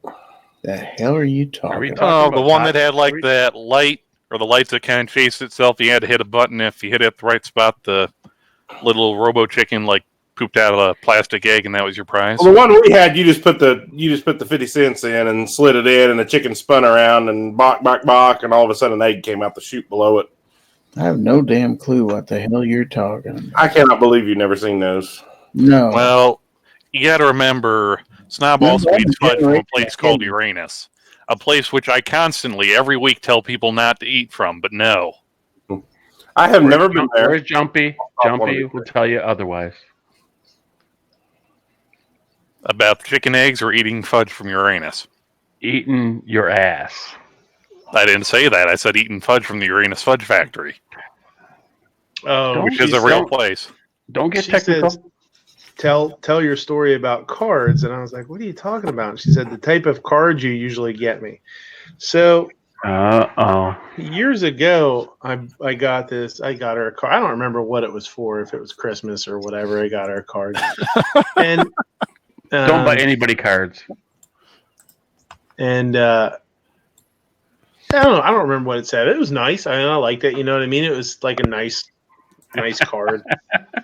And it was from a company called Mahogany, like Hallmark, but it was Hallmark Mahogany. Do you guys know what that is? That's mahogany. Is it some type of Afro-American? Dude, you just sounded like you were in a truck stop What bathroom. the hell was that? It's echoey in here. No, you we took heard down like your- something go. Oh, he took down his sound deadening stuff. That's I right. thought you were going to be moved by now, anyways. Yeah, you No. bastard. I was Uh-oh. gonna be. Oh Jesus! Is this what you're What? talking Chicken about? machine. Oh, there you go. That you guys surely some of you remember those. I've never seen one in my life. Yeah, and he's Gizzard Gary. And Gizzard Yeah, has you're lived a damn long right. life. Yeah. When I was a kid, He's they been- had them at He remembers Castaneda. when they first struck the first penny. They probably have them at your local CC's, because now they're fancy. But back when CC's was crappy. All the greasy, cheesy bread you can eat for $2.99. Greasy CC. The lucky chicken machine. That's actually how Gary picks up chicks at the bar late at night. He's like, "Hey, I'm the you wanna lucky come chicken home with machine. your Yeah, look at that lucky hole right chicken there. machine?" That hole. Want to come home, put a couple quarters in the lucky chicken machine? That I hole think is that's a way speaker high. He's putting that right in there. I can't believe none of y'all have seen those. No, I guess it must just be a Pretty sure. You get Gizzard a couple of Viagra's, and that's his nickname, the chicken machine. Oh, I told you insurance don't cover that. Don't be gluing no wig around there, that. this one doesn't have a shoulder. hole you can see. Oh, that one's different. Yeah. Now, wait a minute. They don't cover the damage, or they don't cover if your erection lasts longer than 6 hours. Oh shit. They don't cover nothing as far as that stuff. Fun chicken.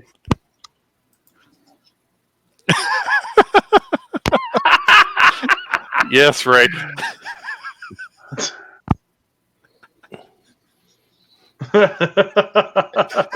Oh, they did, Rich, huh? You visited he's that. like, I better clarify this before.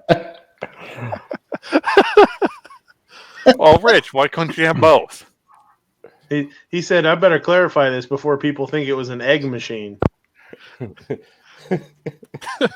thinking they didn't have Viagra back then. I had to work harder back then. Okay, get Yeah. back to your lame cards. Give it So, to your what wife. card you got for your wife? So I bought this card, right? And it was from Hallmark. And it said Hallmark Mahogany on it. I was like, I don't know what the fuck that means. Like, what is that? Doesn't mean nothing to me, right? So I give it to her. And she was like, I don't remember what she said, but she made some comment about it being like a mahogany card or something. I was like, I don't know what the fuck that is. So Hallmark mahogany is a card, a separate, like not section, but Line of cards. separate line of cards that's for black people. I was right. I was right before you got interrupted. I said it sounded like some kind of like Afro-American centric marketed cards. Like, yeah, like hey, it's so funny. What? Like- Mia's not black? No, I don't think so. Not that I ever noticed. You've been married this long, and you haven't she's even. Italian. She's Italian, right? No, No, She like came by UPS. Eastern European. Yeah. So now a lot of times I'll buy, if I see one that's especially funny, I'll buy like a regular card and I'll buy like a regular card, but then if there's one that's especially funny, I'll buy one of those too. And then when I write in it, I'll be like, yo, you're the best. You've been holding it down so tight. You know? Mahogany. Yeah. And I'll be like, I'd be loving you, you know what I'm saying? And So you're saying it'd be a card that the guy with someone like a dog or something standing on the thing saying, why would I want a lady like a 40 when I can have one like a whole damn keg? Yeah, it's funny. So next time you go to the grocery, and it's what's funny is like if I would have picked up, if there was 20 of them there, I picked the one that was like not obviously like written for people of like, people like that, non-white, black people. Yeah, exactly. Non-whitey. I picked up the most white one out of the whole bunch, so I didn't really realize. I was like, oh, this is a nice card. It says some nice shit, whatever, And then so now it's funny. Like if you go to the store and you see them, Christmas is coming up. Go and see if you can pick this. Some of them are really funny. So do they have like a birch section? I don't know. There might be mahogany. a cactus. There could be a cactus section for Mexican people. I don't know. I thought that would have been like a Frihole section. Ladies and gentlemen, the views and opinions of MidnightRangeTM are the views and opinions of MidnightRangeTM only, and not reflect the views and opinions of anybody else on the panel. Everybody's talking about. Well, we tried to get in sync there, but didn't work. Yeah. We can try. Those are fun. I mean, I'll be honest, but not tonight. I got a headache. At the local DG, they're all pretty redneck and hillbillies, so about the same. Well, true, but that's also Dollar General. I'm still thinking about mahogany. Well, they couldn't call it the Ebony series because that would have been racist or disappointing. Ivory. I He has a good point. point. That's exactly how he picked the card. Yeah, it was funny. Hey, Dave, this has some nice shit on it. MidnightRangeTM. Snap says they're all pink on the inside, so it don't matter. I don't open that many cards. Snob gets a card, Snob gets a card, looks to see if there's money or a check in it, and if not, just tosses it right in the trash. Yep. J Monty says Hallmark's Black Editions. Yeah, that's what it was. Mm-hmm. What's this? Will you get me a strike? That's That yeah, is mahogany. Yeah, probably. Well, this video belongs to its rightful owners. I own nothing. Mm-hmm. Absolutely nothing. George says, click thumbs down now. He says, if we had more- J Monty says, I'm black and I still don't buy those. Those of them are weird, man. Like I said, I found the one in the bunch that was normal. I tried to find the one that was seemed like it was written by Why Did the Most. Apparently, it wasn't. Obviously, if I'd have picked one up, opened it up, and it's talking about your wife being your black queen, I would have not bought that one. You know what I mean? But I didn't. So I would have I on just- purpose. Racist. well, I do now. That's the thing. Where all the white yeah. women at? Yeah. Now it's. She says she wished she'd saved it. Yeah, that would have been a funny one. That would have been it. I wish you would have too, just so I could see it again. Just the one that slipped through.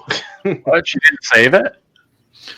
So what we are gathering by this is you just need to segregate your cards there because you can't represent, or black cards can't be represented. Yeah, black cards matter, man. Mm-hmm. That's caddist. Yeah. Caddis, not cardist. We see what's going on inside the kitchen again. Shit, it's been crazy in there. You don't want to see that place right now. I don't know. I think if you just go walking in there with a GoPro stacked onto your head and just put the video out with like the Brazilian or Mexican soccer announcer just voicing over it, I think it'd be pretty entertaining. Yeah. Yeah. You'll be He's world a famous, mim tongue. but the health department will probably be watching it. Yeah, right. You'd have had a good one the other day. Was it last night? Last night we had a steak come back. Guy ordered it Midwell, got it. Owner comes back. He says, "Hey, got a guy out here says he doesn't want to eat his. He says he won't eat his steak and it's way overcooked." I was like, "Jesus Christ! Okay, well, I didn't plate it up. One of my other guys did. I was running around doing other stuff. So I mean, I got some good guys. I trust them. They know. I'm a firm believer. You make a mistake, you make a mistake. Just if you have to remake something, you remake something. Own it and do it. Yeah. Make sure the food's right. You know what I mean? If you overcook something, fucking ditch it. Make a new one, get it out. And do what you got to do. Don't try and pass something off because it very rarely works. Usually, you get busted. So I was like, God damn it. I'm like, all right, so we threw another fucking steak on. We had another one going for another table, so we hustled that one up, got it out, and then he just wanted that one to go, and he was just being like a cranky bitch about it, I guess. So I'm kind of feeling bad, and they bring the steak back that he had, and this is where having a GoPro on or something like that is definitely not not desirable. Mother effer, Right. this thing was a perfect medium. What the F is his effing problem? That steak came back and it had like a nice little line of pink right in the middle, just a faint line of pink, which Just is a perfect for suggestion of Midwell. pink. Which is it was perfect for a Midwell. Like Midwell's got to have, it's almost cooked the whole way through, but not quite. It's got a little line of pink in it, Mm-hmm. and that's where like having a GoPro on hearing me say, "Fuck that guy," the fuck's he talking about? You know what I mean? Like he's gonna be out there bitching and crying, and like he ordered a steak Midwell and he got it Midwell. First Unless of all, who orders a Midwell steak? You should have Yeah, slapped him in the face with that goddamn That's what steak. I was going to say. You Yeah. should send a note with it. Send it medium rare and send a note with it and say we only cook our steaks to medium rare here. Yeah. You bitch. Go to some shithole Western Sizzling or Golden Corral if you want it well done. Yeah. And it was. I mean, make some mistakes. I'll admit, man. I mean, it's a filet mignon. There's not a ton of fat. There's not a ton of fat in it, right? Right.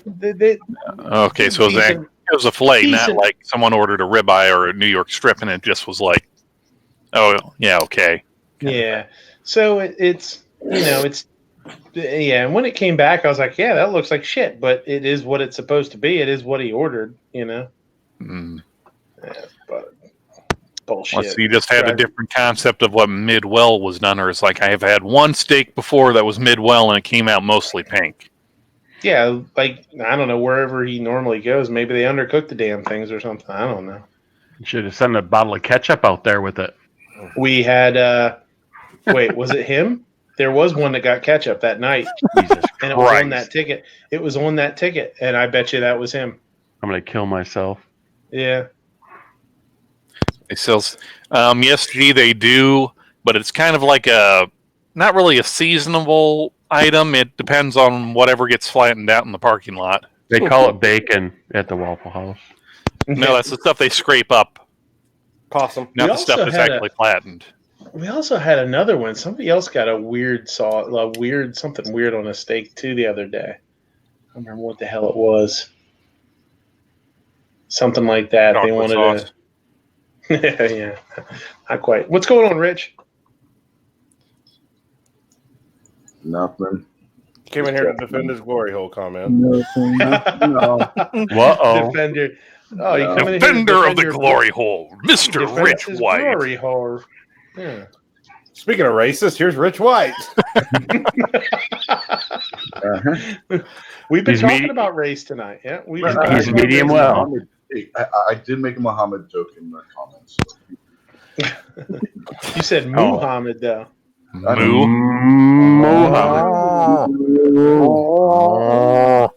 Milk me. Not tonight, dear. I have a headache. All right, somebody kick Moo out. That was too much.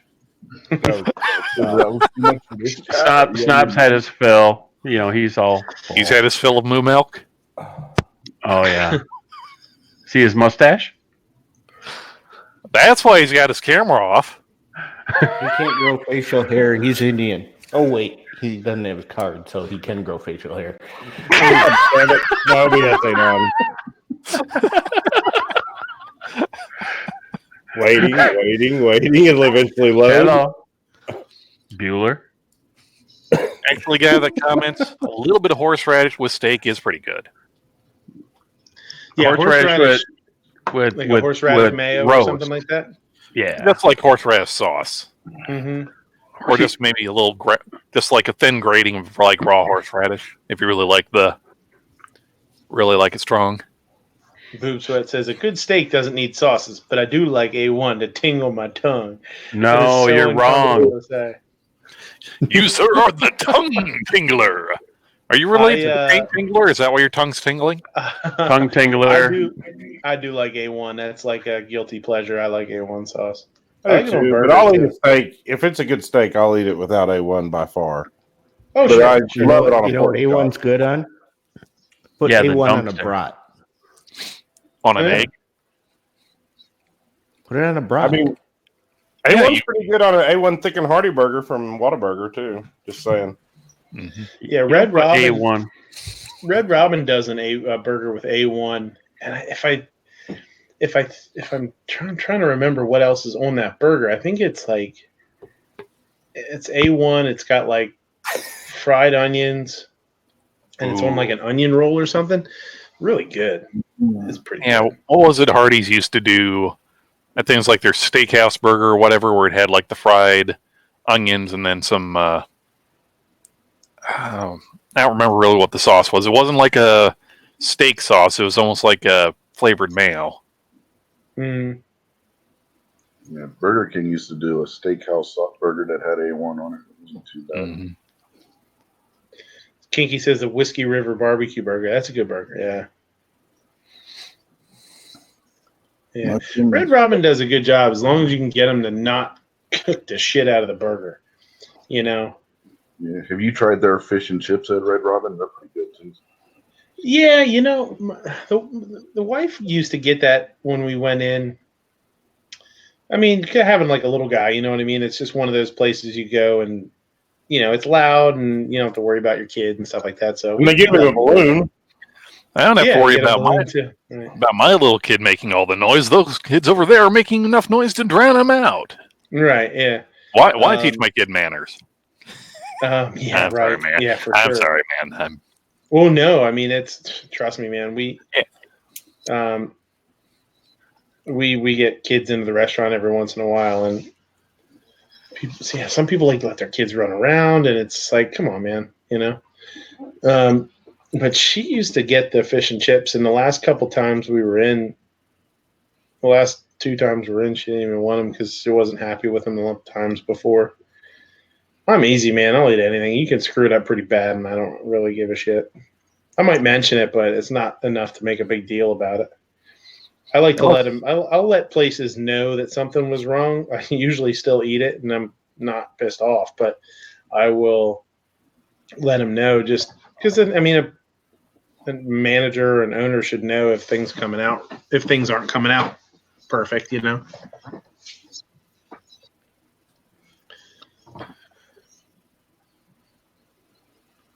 As long as they have a mushroom burger, I'm happy. Yeah, mushrooms are good. Mushroom and I like sweat. mushrooms as long as mushrooms are seared really hard, like cooked, like seared really hard. I don't like mushrooms. A lot of people do like mushrooms and stuff, and they're just like kind of hot, slimy. Yeah, they're just like boiled almost, you know.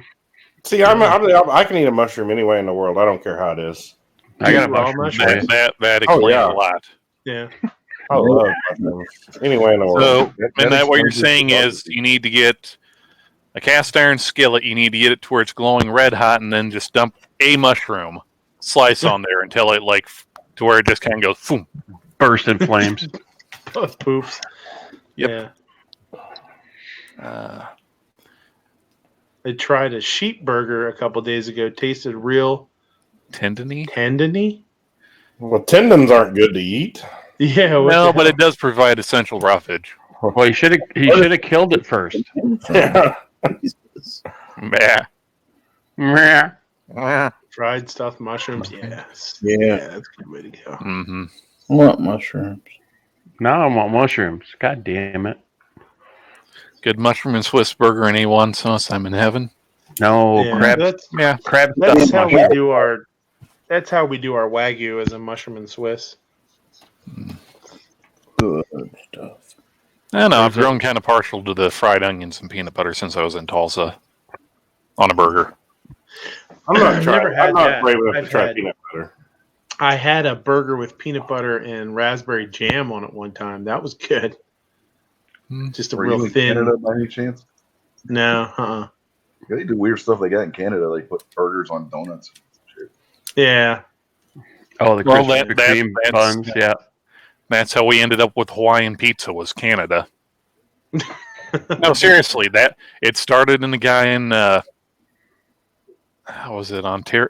One of the larger Canadian cities. He's opened a pizza and Chinese food restaurant because pizza was easy and Chinese food was popular enough. And Every Chinese buffet I ever go to has pizza too. Yeah, Kind of looks like it's been there all day, but well, the whole thing was this was back in the day where for pizza it was either nothing or pepperoni or sausage. You know, it was just like real basic stuff, but everybody did that. So in order to differentiate, he put Canadian bacon and pineapples on it, and here you go. Yeah. The most divisive pizza ever. Yeah, anybody ever read the old Disney comics or the Disney storybooks with Donald Duck? He was even weirder. He did pineapple and sardines on pizza. Yeah, sweet and salty. Anchovies all the way on pizza, man. There was a story. I think Matt did a story. I think it was a story that Matt did on one of his hasty headlines. Asian restaurant in New York City forced to close because critics say white owner culturally appropriated Chinese cuisine. You hear about this one? Yep, but yeah, it was basically this gal opened a Chinese restaurant and she's white. She can't possibly make Chinese food, even though most of Chinese food in America is freaking American made. It's not the shit they eat over in China. She culturally appropriated, and since nobody came, and Midnight, if there's not a lot of wiggle room or to get through lean times for a restaurant, it's nobody comes, or if only if you're not making money, you're not staying open long. Yeah, it's hard. A Pan-Asian restaurant that opened in New York City just 8 months ago shut its doors last week amid claims the white chef and career nutritionist Ariel Haspel culturally appropriated Chinese cuisine. NBC News reports that Lucky Lee's restaurant in Greenwich Village. Yeah, it's pronounced, that's Greenwich, right? Not Greenwich. Right? It's Greenwich Village in New York, Right. yes. So Yeah. not only is it in New York, it is in the height of it used to be like yuppie, artsy, Right. very left, progressive thinking people of the New York area. Yeah, it's where all the well-to-do lose. It's in the communist Mhm. section. Yeah. Closed for good last Friday after being hit with a wave of accusations of racism. A sign posted on the door read, "It's with a heavy heart that we are shutting down our woks and ovens tonight. We have truly loved feeding and entertaining you and your families." The statement read, "We're very proud of our food and the space we created, but a lot needs to come together to make a restaurant work in New York, and we wish it could have succeeded as we hoped." Lucky Lee's was open just 8 months, but faced allegations of uh, of cultural appropriation and outright racism towards before it even opened. Restaurateur Haspel is a former Instagram influencer turned lifestyle guru, health counselor, and jewelry designer whose Be Well with Ariel site gets millions of views per month from consumers looking to eat clean. Lucky Lee's was Haspel's first foray into the restaurant world, and it was supposed to offer diners healthy Asian options. Unfortunately, Haspel didn't market Lucky Lee's that way. "We heard you're obsessed with lo mein, but rarely eat it. You said it makes you feel bloated and icky the next day. Well, wait until you slurp up our high lo mein, Not too oily Slurp. or salty." Haspel Restaurant said on social media, embracing what NBC News and critics call a stereotype of dirty Chinese restaurants. She also touted the restaurant's decision to forego using MSG, which some claim, despite evidence, triggers an allergy. That claim is, critics suggest, rooted in a longstanding bias against Chinese Americans and not in science. Lucky Lee's also seemed to poke fun at Chinese English speakers for their accent and signs that read "walk in, take out." So Man, this is walk as in the utensil. like the pan. Okay, Walk in, take out. Okay, that's just a bad pun. I was Yeah, going to say it's- that sounds like it's- every Chinese restaurant around here. Yeah, or It's walk funny. this Yeah, way. it's fun. It's lighthearted. It's fun. Eater NY documented the controversy from the very first night, 8 months ago when Lucky Lee's first opened, including Haspel's apology, which she published in the New York Times just weeks after the restaurant opened. Haspel's stated intent was to make Chinese-inspired food for people with dietary restrictions, which on its face is not an offensive concept. But by championing her cuisine as clean, while at the same time saying other Chinese restaurants make her feel icky, she disrespected the very cuisine that she was trying to celebrate. That is horseshit. Yeah. That's Okay, horseshit. so This whole thing NY is bullshit. So at the top of that paragraph there, Eater NY was, what did it say? Documented Documented the currency from the very first moment 8 months ago. So did this restaurant owner piss in somebody's or shit in somebody's Wheaties at the New York Eatery, and it was just kind of like, "I'm going to get you. I'm going to make sure to ruin your life." I mean, how many people that own pizza restaurants don't even have Italian descent, or Mexican restaurants that aren't Mexican? Right. I mean, it's bound to be And there. once again, most of the shit that they serve at Mexican restaurants in the U.S. or Tex-Mex pizza, it's U.S. It's stuff that came up in the U.S. Yes, is there like a little basis or a little set of ingredients or a certain dish that someone made? Like, hey, if I take this and put it together, yeah, it'd be pretty good. So it says, "We thought we were complementing an incredibly important cuisine in a way that would cater to people that had certain dietary requirements," she wrote. "We have been listening and learning, and we have been making changes, and we will continue. Shame on us for not being smarter about our cultural sensitivities." Bullshit. They don't have anything to fucking to be sorry about. It's just they don't. It's bullshit, man. It's The woke- people the woke looking for snowflake left. yeah, it's people looking for something and looking as hard as they have to find it. It's Paint the taco It's truck just by crazy, two white man. woman. Gordon Ramsay fronted an Asian food operation called Lucky Cat. I mean, How lucky can a cat be in a Chinese restaurant? Pretty lucky MSG has a it's lot of alive. medically proven side effects. Migraines trigger for one. People do have issues. Some people do have issues with MSG.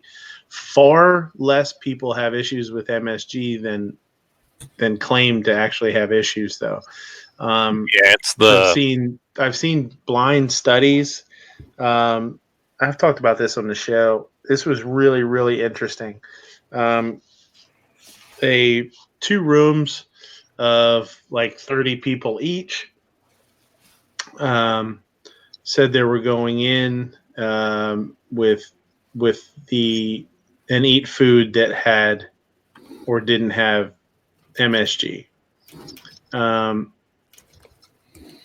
People that got MSG were told they didn't. People that didn't get MSG were told they did. People that got MSG or people that did not have MSG that thought they did, like 15 people said they had side effects. The group of people that did not get MSG but told they, or wait, I'm sorry, people that did get MSG but were told they did not, only like 3 people had them. Gary, I'm seriously going to slap you. Are you going to reach right to the? Are you going to? Bob, are you telling us that on live chat you're going to reach across the screen and choke that chicken? Yes. Oh, I don't know. It's the whole. placebo. It's effect. the whole thing is like a Yeah. psychosemantic. Is that the fancy task term? Like, oh, people are saying that. Oh, this certain component in this food could be possibly bad for you. So if any little ailment, like, oh, I didn't drink any water for most of the day. Now I got a bit of headache. Oh, it's not because of that. It's because I had Chinese food. It's got to be the MSG or people who are hypochondriacs. Just like anything, it's that herd. It's the herd mentality, basically. There are people that have issues with MSG. Yeah. Just like there's people that have issues with mangoes and have allergies to shellfish or latex allergies Anything. or this or that. It's a thing for sure, but it's guy that comments says MSG is just salt with a fancy name. MSG is a flavor. Is a naturally found. It's a naturally occurring chemical compound. Yes. It's found in kelp, and that's how it was found. Is especially in Japanese cooking, using kelp as adding kelp to dishes. They just found that it really enhanced the flavors of food. Then they eventually found out what it was and were able to extract it straight out, and they just used it as an ingredient, as an additive. We don't use it at all. I have in the past had some ingredients with it in it, just because I like those ingredients, but we don't, and we don't use it anywhere in the menu. I'm not super worried about it. Like if I had an ingredient that I really, really liked using, that had it in it, I would use it. You're not. It's one of those things where you're not going to go out of your way to or not to use it. It's just. I try not to, and it's the same reason, and it's the same reason that this woman did. I try not to, just because some people it turns some people off, and my job as a chef is to do menus and promote things and market things to the widest variety of people as best I can, and by not using it and being able to say that we don't have it in anything, we don't exclude people that might have an aversion to it. It's fine. It's for us. It's we see it as good business. So did this lady. Now she got her ass handed to her for it, and it's bullshit because they had a couple of little tongue-in-cheek jokes, and we have a couple things. I can't go into. I mean, I try not to talk about where I work and stuff. We've done things on the menu that have been like that. For I Love Yankee Marshall. Yeah. We've done we've done some things. We've named some things, some funny things. Whimsy things. Yeah, like some tongue-in-cheek things because it's smothered and covered. yeah, it's funny. It's funny. It's kind of people think it's cool. People think it's kind of cute.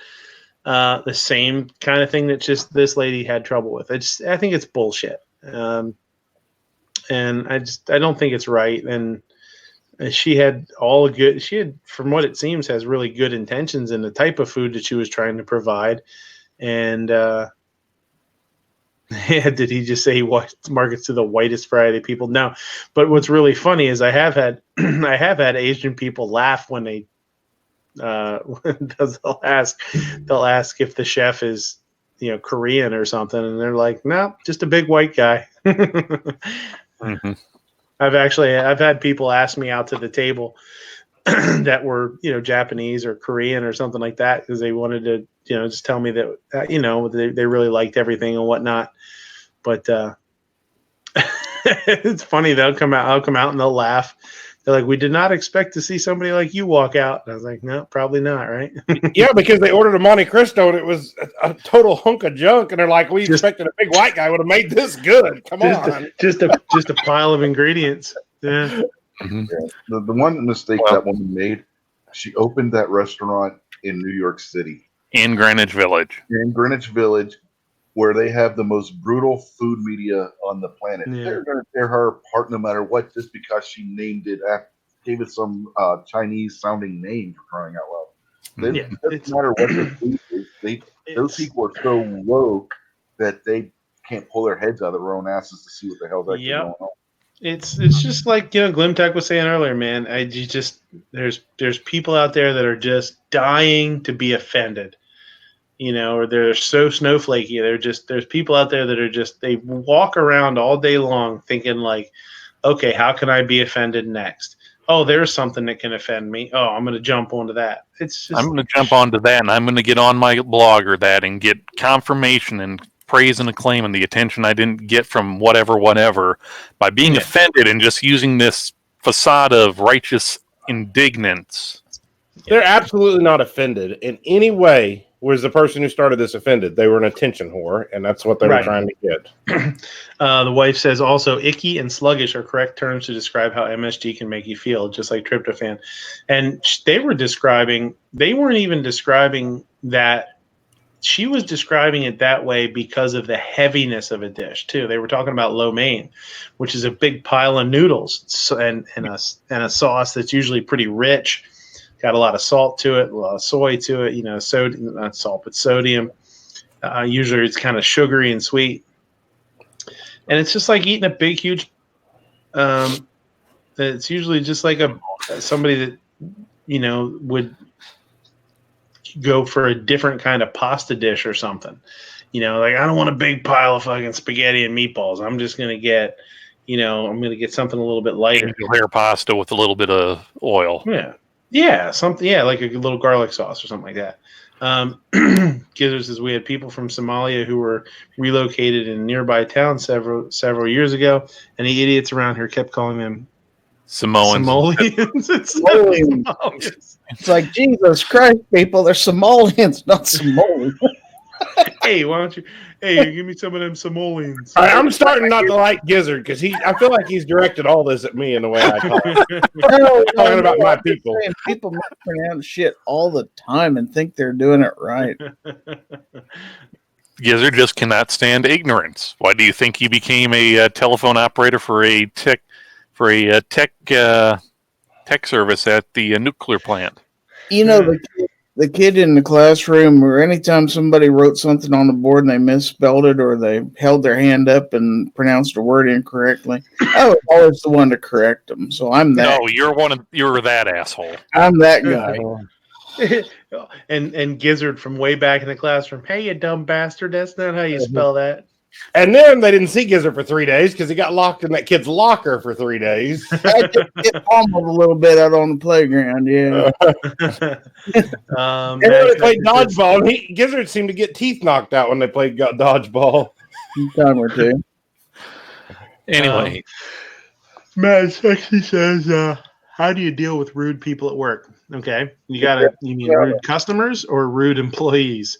Rude employees, you can just say "fuck off." Yeah, Gone. You can also rude- say that to customers, but that's not very profitable. I've had to deal with rude customers. I've had to deal with rude employees. I've had to deal with rude managers. I've had to deal with rude employees from other restaurants. Yep. I ended up getting a dude fired from another restaurant one time. So you're saying that the restaurant mafia is a thing? Mm-hmm. Yeah, just like other. I mean, there's. I need to ask a favor. Well, I It's mean, Vinny. I didn't. He can't sweep up for shit. He just throws the plates on the floor and tells me to fuck off. If you don't like my steak, go down to Mario's down the street. I'm sure he'll cook you a good one.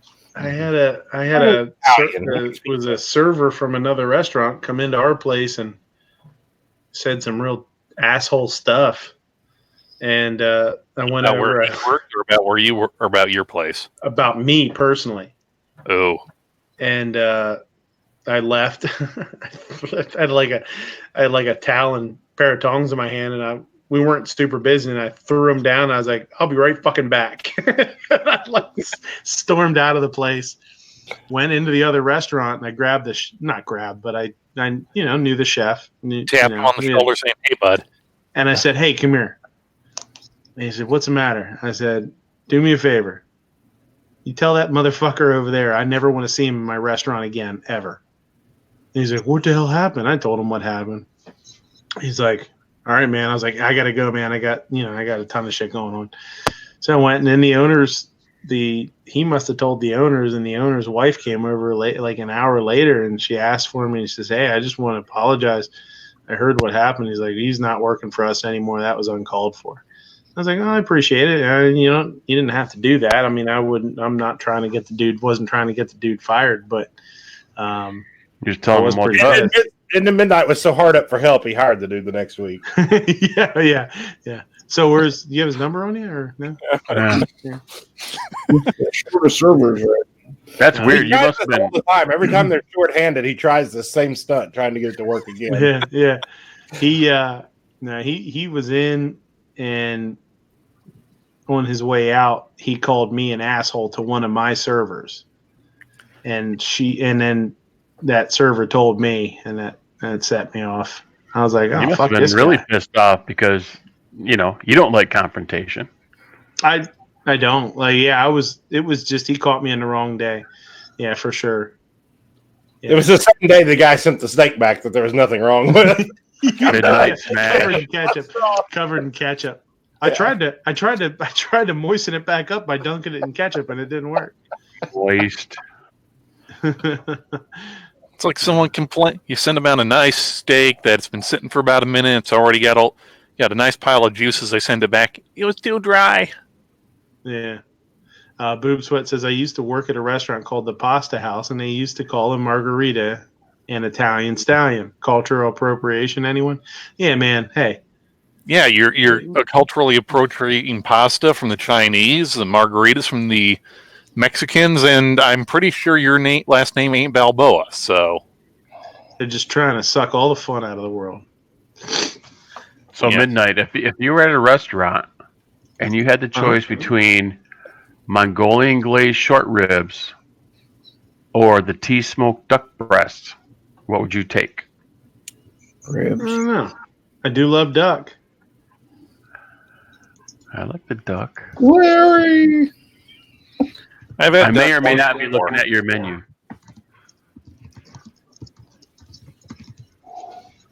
I'd probably get the ribs. I'm going to be there maybe around Memorial Day. Me, it was Sumap. Oh, so they're talking about doing drugs and stuff.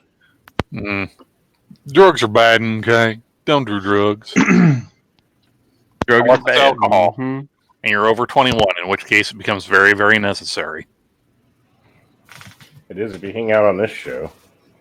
I I don't even drink. know, but it makes you want it, right? Yeah. Oh, No, your your wife these Crown Roll bags you sent me, just wishing one of them had a little bit left in it. I've been licking them, but Wait. So we've got 7 Wonders out there, the coin liquor. So now we got Snob here, the bag liquor Surely you get or the coin bag liquor. cabinets you can Man, drink. I was gonna say if Sack liquor. I was gonna say, man, where's all the sack licking jokes at? wow. I'm sorry, it took me a second to catch my breath. Wasn't that from Amber? If you had a choice to snob cooking or eat a Snickers, What? what would you eat? If you had a choice to eat Snob's cooking or have a Snickers bar, what would you eat? Yeah. Clearly, I'm fat, and my wife doesn't cook that much, so I must be decent. Just saying. I mean, I'm no souffle chef or anything, but I don't know. I mean, Snob looks like he eats pretty good. I would imagine if Snob cooked something, it'd be pretty tasty. Fat. Or fattening? Not all. He's not all scranks, just like Yeah, scrawny and shit. Snob's a good old size boy there. Yeah, I can make one hell of a chicken fried steak. I just refuse to. the test on that would be not if Snob is fat. That just means he'll eat anything. The test would be if his kids were overweight. Then you know he's a good cook because the kids will eat whatever he makes. Or he just. No, my kids are so damn picky; they don't eat anything. Ah, yeah. What do you mean you won't eat? What do you mean you won't eat this cow brain? I just brushed the dirt off of it. There you. I have never had cow brain. In Alaska, they consider the eyeballs to be a delicacy. Now, shut up and clean your plate. It No just more fell right Wi-Fi. out of the cow. Yeah, Dad, that's called a calf. It's Ozzy says, seems to me there would be fewer offended people in this world if they got laid more often. Worry about less shit, right? And you can do that at the restaurant that has that machine, the Lucky Lay. That's true. That's true. Lucky Lay's chicken house. Yeah. I thought it was called the Cluck and Fuck. Isn't that what it was called? Oh no, it's called the Mother Clucker. Mother Or that Clucker. might have just been the one that was in the booth I was in. It just means stop. You go ahead. 2 for $10, the local sub shop. There you go. 2 for 10. Can't beat that. Now, are those footlongs or 2 6-inch subs? So that pissed me off when Subway stopped doing or changed their Sunday special to, it's 2 footlongs, buy one, get one half price, to, buy 2 6-inch, get one, buy one at full price, get one half price. What the hell? That's confusing as shit. Buy one 6-inch, get 3. And Well, then you- Josephus was turned into a tortoise. And we had him for supper, and it was delicious. Can I get a shit? A tortai. So, have you guys ever gone out and had something you're like, I just can't even eat this, and sent it back? Like, have you ever really gotten something that was like way off the charts bad? Not bad. I usually don't send anything back because I'm worried about what they're doing to it in the kitchen. I'll usually just eat it and be like, no, I'm not pissing them off. I'm just one of those people. I've always said, if you go somewhere and you would be afraid to send something back, then you probably shouldn't have gone there at all. Well, yeah, because most of the places I go would be like your house, your own house. The 5 like somewhere that's going to screw it up and be somewhere like Chili's or somewhere crappy, anyways. So most decent restaurants don't screw it up too bad normally. He worries about that at home. The wife makes something for dinner. He's like, man, if I send this back, she's going to do something fucking horrible to it. Yeah, exactly. On the sending things back front, my wife, when she was pregnant with our oldest daughter, her, myself, and my brother, we went to the Wendy's in downtown Pittsburgh. She kept insisting that something was wrong with her burger. She made my poor brother, because I refused to do it after the first time, run back to that counter 5 separate times telling her something wrong with that burger. And there was absolutely nothing wrong with it. He was just that picky at that point. Yeah, that's bullshit. You should just eat at home. Don't ever go out. No, I try not to. We know a guy who he'll just bitch and complain about anything just to get a free meal. Yeah, Now man. there's You do deal with that. You really do deal with that. You deal with people that you can tell. We had a woman. Our previous owner, the original owner of the restaurant, when he owned it, this went on for about.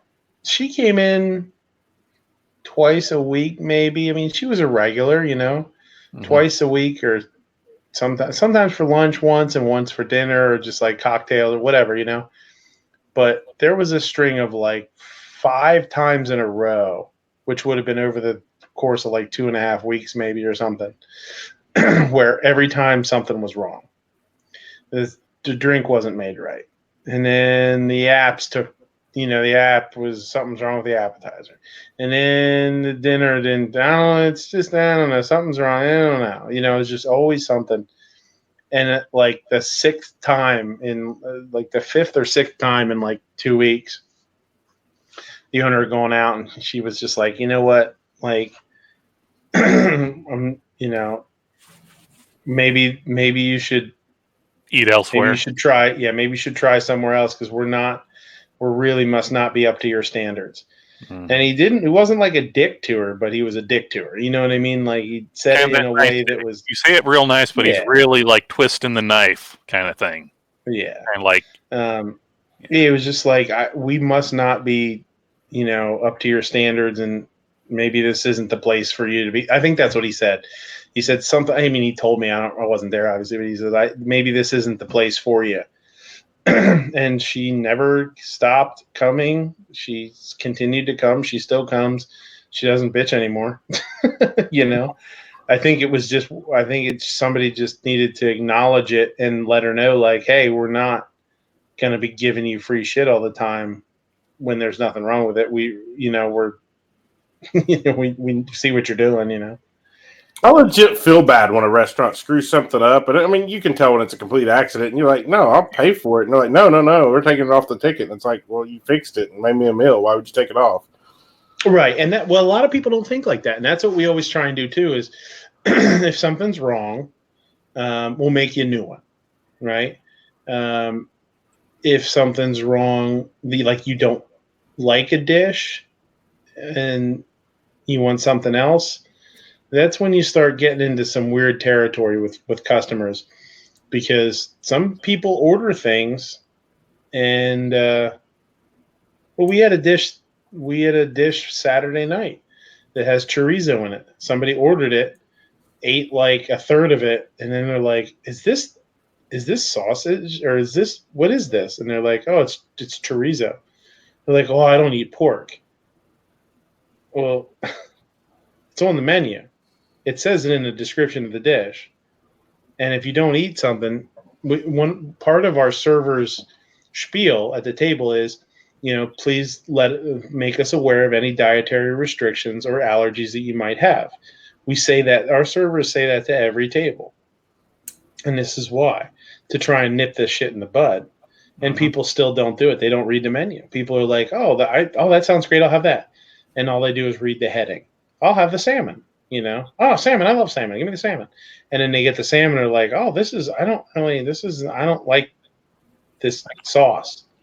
Well, I'll be damned if I screw something up or order something that wasn't what I thought it was. I am not mentioning it and taking it back. I'm going to sit there and suffer through it or not eat it and go to McDonald's on the way home. Yeah, I'm the same way. I'm not going to do it. Not if I screw it up.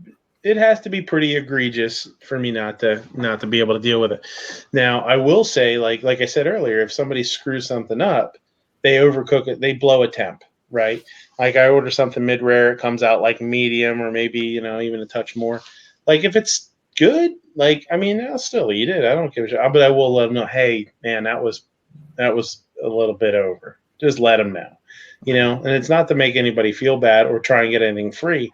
It's to just say like, hey, somebody made a mistake and they should be, you should always be called out, because that's how you get better. If every burger you sent out was a temperature over and nobody ever told you, how the hell would you know? I only go to places where if they bring the wrong stuff out, they won't leave it there. They'll take it back and take the wrong stuff off the That plate, was the strangest and thing then bring ever. my empty plate Yep. back out. Yeah, I was really surprised about that shit when you guys told me about that.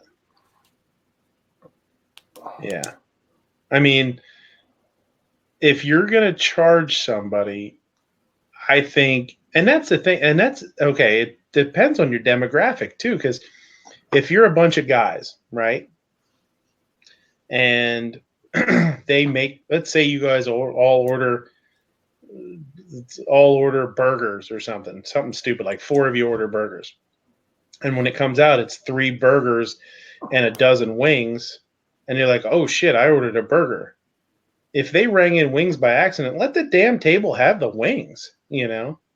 It's a fair shit. Here's a freebie. Enjoy the wings. I got a burger coming out for you as soon as I can. Like, what do you think's gonna like?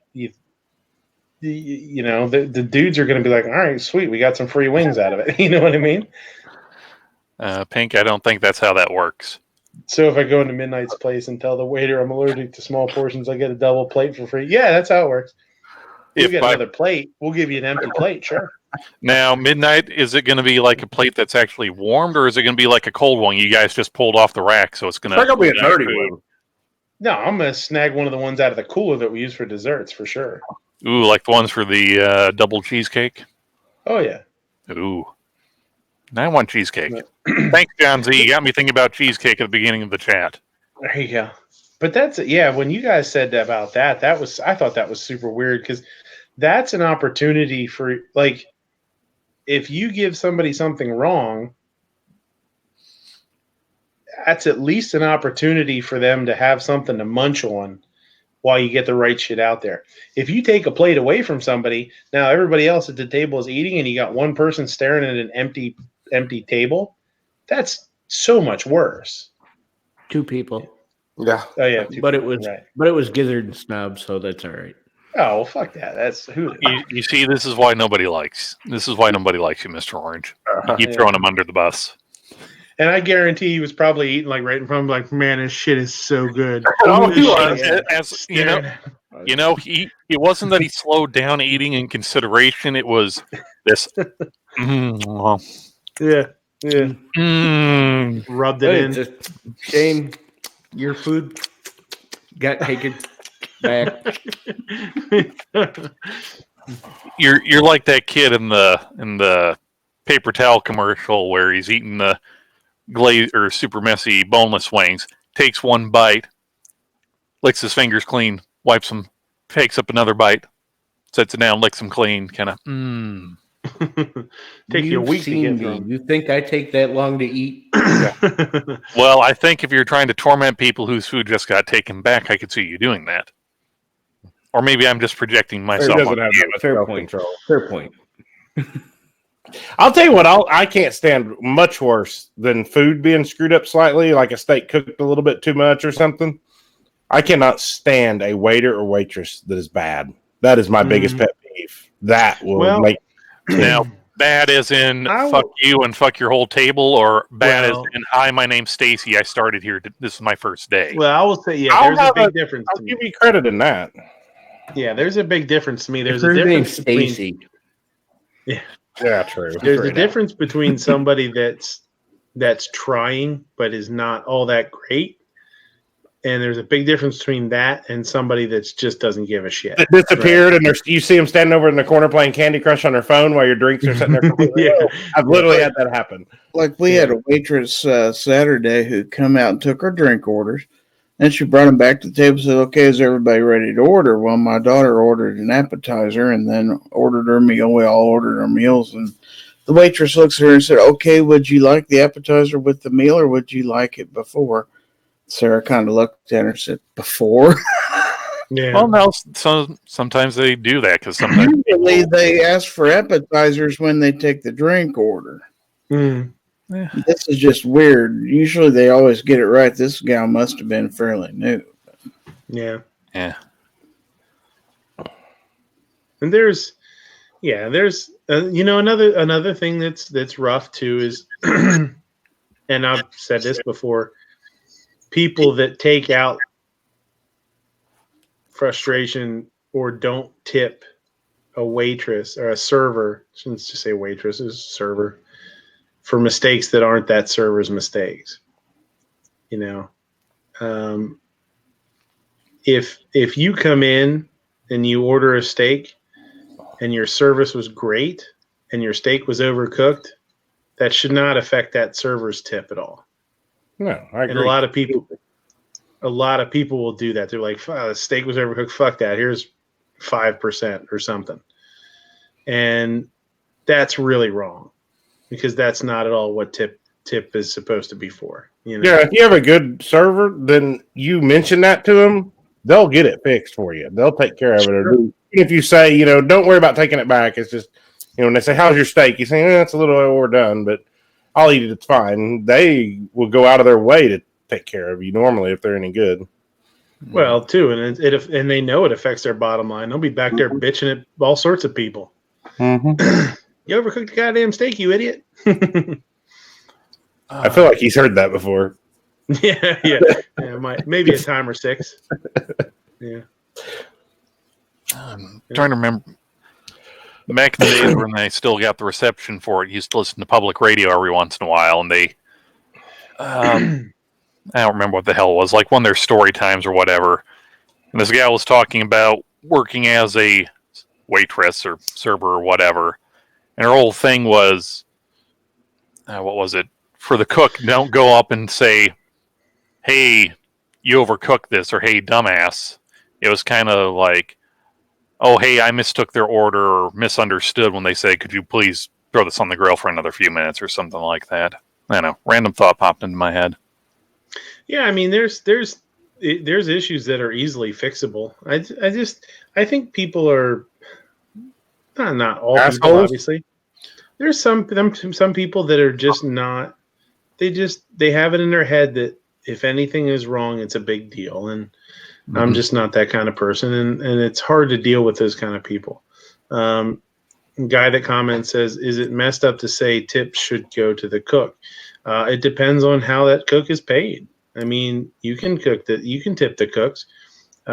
We got a tip from that group on Friday that decided they were supposed to have lunch and then decided that they were going to get dinner, and we were already crazy in the back. Like things were, oh, you know what, too? There was something else too. We had a guy call about a big to-go order too, right in the middle of all that. So yeah, it was super crazy. So I was working on that big to-go order that came in, and the owner came back and she said, hey, this table, I was wondering if they could do on dinner menu instead of lunch menu. I know you're not set up. She's like, and I'll tell them no if it's not something that you guys think you can pull off. And I was like, no, it depends on if they're willing to wait. Are they patient? And she said, yeah, they said they're willing to wait and they don't really care if it's fast and they just want to do that. I was like, Lynn, let her rip. Go ahead. And they ended up throwing a tip back to us in the kitchen. So, split it with the other guy. We all split it, and it was like, that's awesome. If you tip the cooks, they will help their people. So that's not a good idea, right? Yeah, you don't want to humanize those monsters in the back. That's for sure. Yeah, we don't want them to think that they deserve people food. I mean, it's almost as bad as some dogs. Don't give them people food. They'll think they're equals. I remember when I waited. Just acknowledging that food was really good and not just the service or whatever is really awesome. We get people. We have a semi-open kitchen. You can look back and see us a little bit in the back.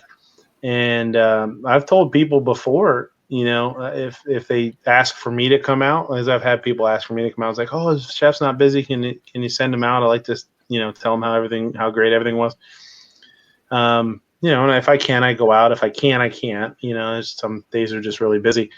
If I go out, I'll tell them like, hey, if you really want to make the guys feel good when, on your way back to the back, because you have to walk back to go to the bathrooms or something.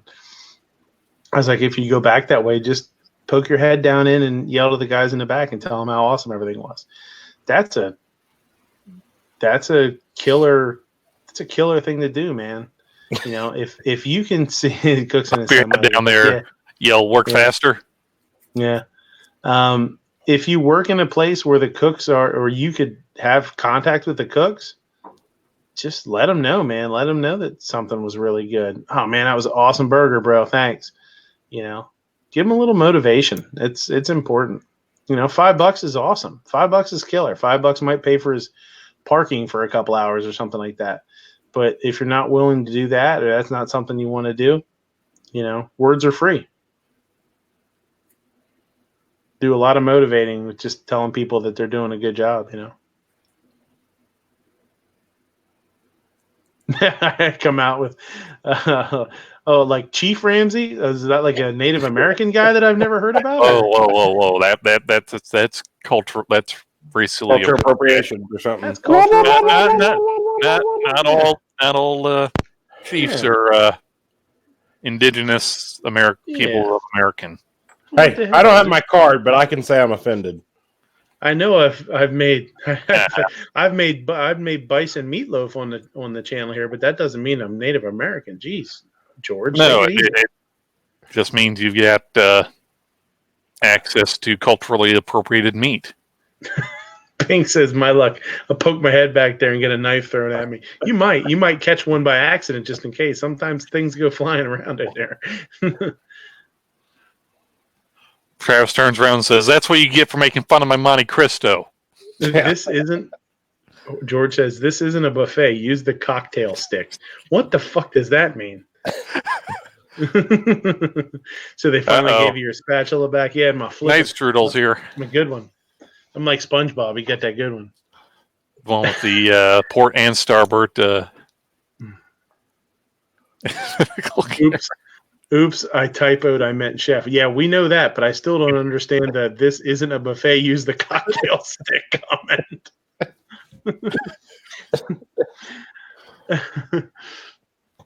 Use the cocktail stick. Buffets are like the Walmart of eating places. You can people watch at buffets. See, look, now Seven Wonders is offended. See what happens? See? He's only a quarter offended. Oh, well, that's no big deal. You're right, Snob. It's especially funny when you see the little, like 7-year-old little shit just kind of looking at the desserts and just putting his hand in. Oh, yeah. Licking some off, putting his hand back in, licking some more of it off. And then see a person, or see his mom kind of smack him on the back of the head and shoo him away, and 5 seconds later, someone comes tumbling up and just starts ladling the shit onto their plate. I used to work with a guy that would always want to go unless there. I jump in. That's different. No, you're here. She says, "Leave my George alone." Hey, I'm just saying, this isn't a buffet. Use the cocktail stick. I'm going to say that at work tomorrow. Are you culturally appropriating George Cortez as your own little whatever? I mean, if that's that would be true culturally appropriation, appropriating somebody of a different culture.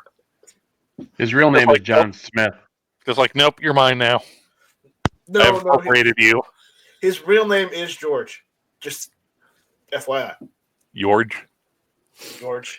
George says, Chef Ramsay said that in a phone commercial. Wait, in Spanish, wouldn't it be Jorge? I thought it was Jorge, but I don't think George, it's Jorge. I think it's George, right? Yeah. I used to say Jorge, and then I think I was corrected, because I think I had to ask him about 40 times before I remembered. He said Chef Ramsay said that in a phone commercial. He said, "This isn't a buffet. Use the cocktail stick," to a couple in the commercial. I'll have to look that up. Let me see if I can look that up. Google Ramsay. Oops. Fucked that up already. Google Chief Ramsay. Chief Ramsay. Chief Ramsay, you'll get some guy in the Navy's profile on Tinder. Brown chicken, brown cow.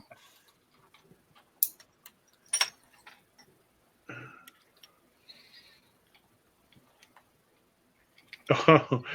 The clueless customer then tries to reach for a quesadilla with his bare hands. Use the cocktail stick, man. That's funny. Of course, it's 7. Don't be putting your semi-private erotic fan fiction into this chat here. We don't need to know about the 5 4A. minutes, 7 Wonder. 5 minutes. 7, 5 minutes. 5 minutes, 7. You know what? We're just going to make it 7 minutes so it's easier for you to remember. Is he hitting on Snob's Five. daughter again?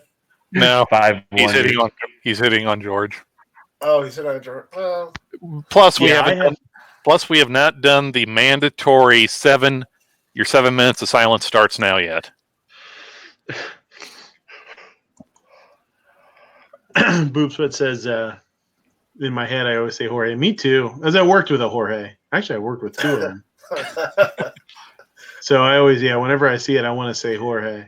I mean, I'm on a farm, but I've worked with a few whores in the hay before, but, you know. I got to share something real quick. Yeah, go ahead, buddy. What's up? Boob Sweat sent me this picture. I don't know if it's showing up, but I thought this was I've seen that. Yeah, I've seen that on Instagram. He said, "This little girl's my spirit animal." Look at that. Oh, that's hilarious. Yeah, that's cool. That's great. That's great. He always knows how to cheer me up. There's a Barry's Bullets booth in the back there behind him. Was. Now, if somebody would airbrush out the little mount there, say, "Do not mess with this little girl. Do not mess with this." You see, here's a picture of my daughter when she was 5. She was lifting a suppressed Barrett over her head. Do you really want to date her, son? 7 Wonder says, "LOL, y'all tripping." He must write for one of the. He must write the mahogany cards. Mahogany cards. Yeah. Is mahogany. He was probably the guy in the corner of that picture with the cell phone. Yeah, maybe. Y'all tripping.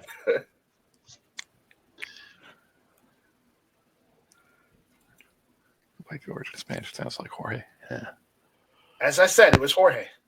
See, so what Jorge is saying out there is that he's culturally appropriating an English name instead of his. No. Bad for business. That's not how that works.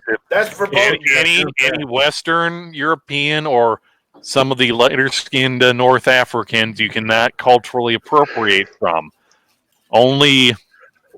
You can only culturally appropriate from something that is not a white, non-binary, non-multi-gendered male. I call bullshit. So basically nothing from Europe. Basically. Nothing where anyone is white. Hey, it could be worse. He could say it was slave. So even the Eskimos, they're out. No, you can't because they're not part of the. I can't think of any large, politically correct, stupid-sounding words anymore. Native Americans. Well, I'm concerned about this Eskimo comment because we have a real popular restaurant in Oklahoma. I mean, it's like they only have one restaurant, but it's really popular in Stillwater. It's called Eskimo We have Joe's. one restaurant. It's really popular. No, I'm saying it's in Stillwater, which is Oklahoma OSU. Really So popular, Snob, there's only one. is that also the one place where they've got the post office and the one payphone or the one telephone connected to the And outside hair world? No, care damn it. It's in Tire a Center. college town, but it's like if you say Eskimo Joe's, everybody in Oklahoma has been there pretty much. And, it's Eskimo Joe's, but they're like American food. So is there something? No, Yeah, once pretty again, soon. Pretty soon they'll close them down. You could you could have a name like that, and you could give all your profits to charities. You could be taking care of orphans and employing the homeless, nuns, disabled veterans. giving nuns new hips and driving old ladies across the highways and shit. Nuns need new hips. Yeah, you could be doing all sorts of shit. Whoa! What are you doing to the nuns? I don't know, man. I blew those hips right out. Need a new knee, whatever. What they need knee surgery, back surgery, whatever. Oh, knees are even worse. They They pray all the time. My God, you sick bastards. They'd shut your ass down. You see, this is what happens when 7 doesn't start his 7 minutes of silence and keep. I know. Somebody ban 7. You can't be quiet for 7 minutes. I won't let me this time. 7 can grow a new beard in 7 minutes. So you saying he's the anti-Honda? Yep.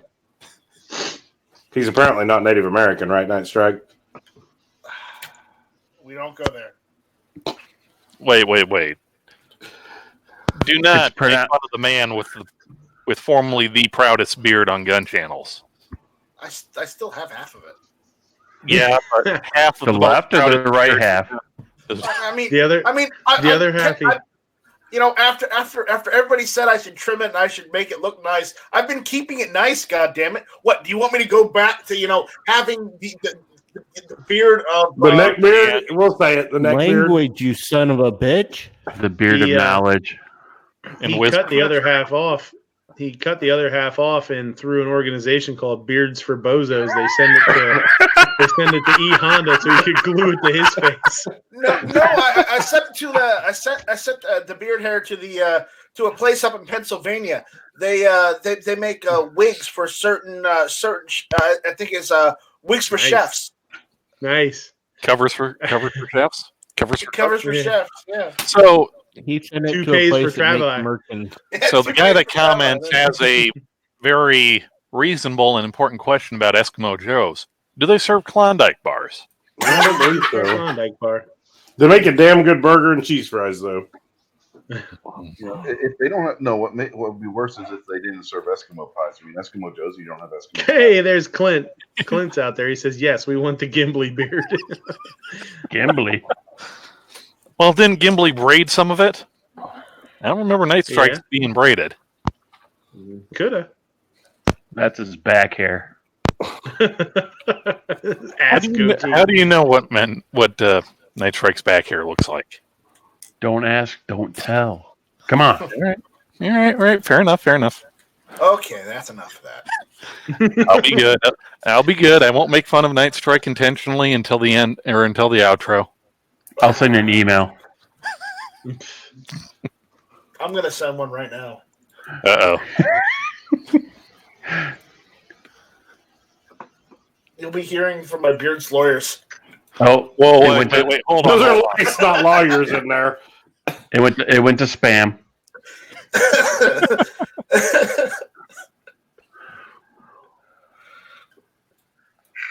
Oh, Joe sell whale blubber burgers.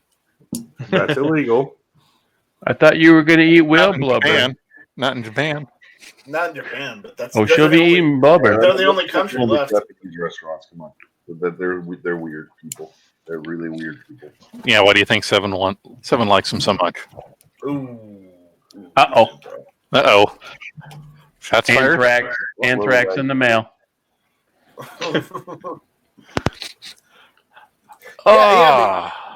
Yeah, because we all know that Fine Ape doesn't have any daughters Seven can hit on. Not that I'm aware of. Then again, I've also been told I have a wife that I haven't seen, so I really need to start paying attention instead of looking at guns. No. Hanging out in your basement too much. Yeah, but at least it's my basement, goddammit, not my mother-in-law's. I mean, there's their racist symbol. Eskimo Joe. Isn't that that weird kind of like still pictured animation where all they did was like superimpose people's lips talking? They have what do you call the mascot too that's there? He's running around. They have like stores in all the malls where you can buy their clothes. Yeah. It's merchandising. It's not the food. It's not the place. It's merchandising. Never heard of them. Because you're not in Oklahoma or an OSU person. I'm in Michigan. George says, my first time visiting How do you spell that? Wyandotte? Wyandotte. Wyandotte. He ate a buffalo burger. Like Where'd you eat Wyandotte? the buffalo burger at in Wyandotte?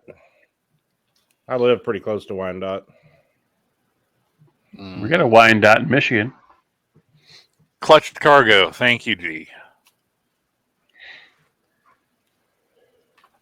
The G of knowledge. Mm-hmm. Yeah, buffalo. I love buffalo. Buffalo, elk. Love it. Oh, yeah. Elk tenderloin is the best. Yeah. grew up just eating burgers, buffalo burgers. My grandpa really liked it too. We'd go to a place and get bison and elk burger, just whitetail and venison too. Love it.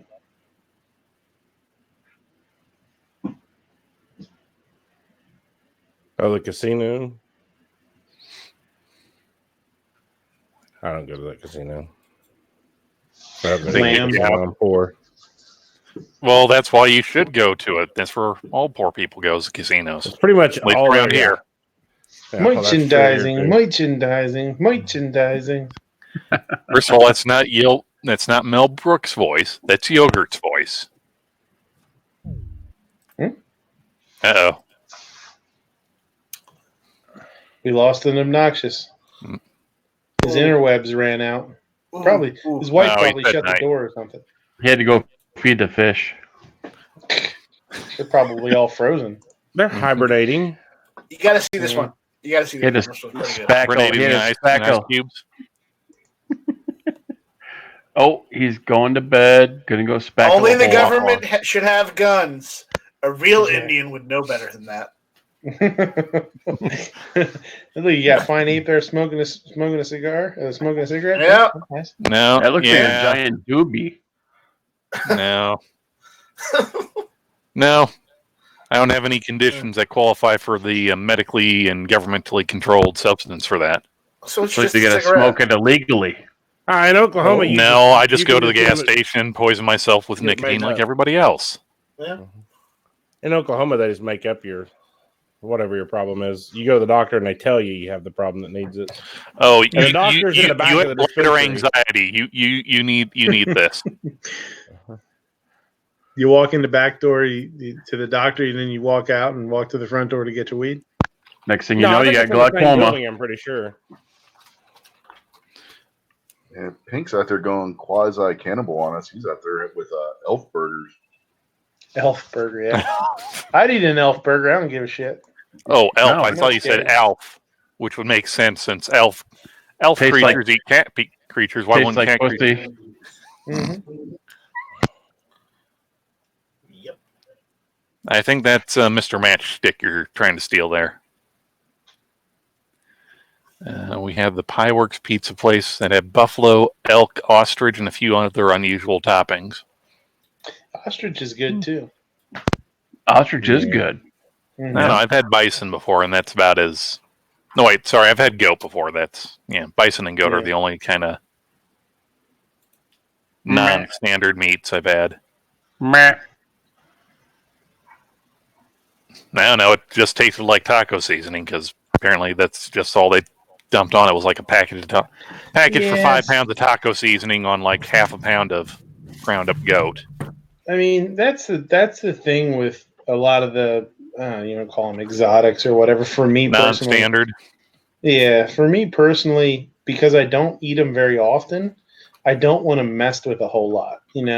Like I don't want them covered up with a whole lot of sauces or spices or anything like that, because I enjoy the flavor of it. It's that rich kind of irony, kind of Yeah. kind of like- meat. Cook it however you need to cook it to not make it suck, and then just leave me a bottle of barbecue sauce. If it's bad, I'll put the stuff on it and be on my merry It's not way. even that. It's just I know what I'm getting. Like when I was a kid, we used to eat. My grandpa used to do burgers. We get the bison or venison or whatever, and I knew what I was getting. I knew I was going to be getting something that was kind of lean, but I just enjoyed the flavor anyway. So Yeah, bison's great. Beefalo. yeah, beefalo, the hybrids. And on that note, I'm going to beefalo myself to bed. Yeah, we Whoa. didn't need to know that. Oh, take some lotion. Oh, don't It's the pull your back lotion out trying on to the do that to skin, or yourself. else it gets the hose again. All right. See you Before you later. jump in, Night, check Snob. for Good Cowboys. night. Uh-huh. Yep. Later.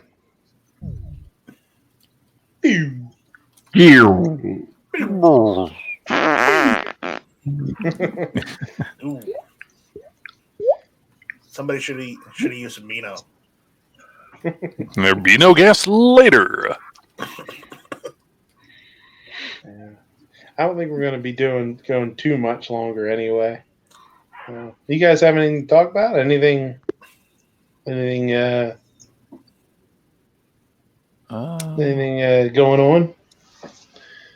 on? 14 people shot at a Chicago house party. Shocking. Yeah, how about it?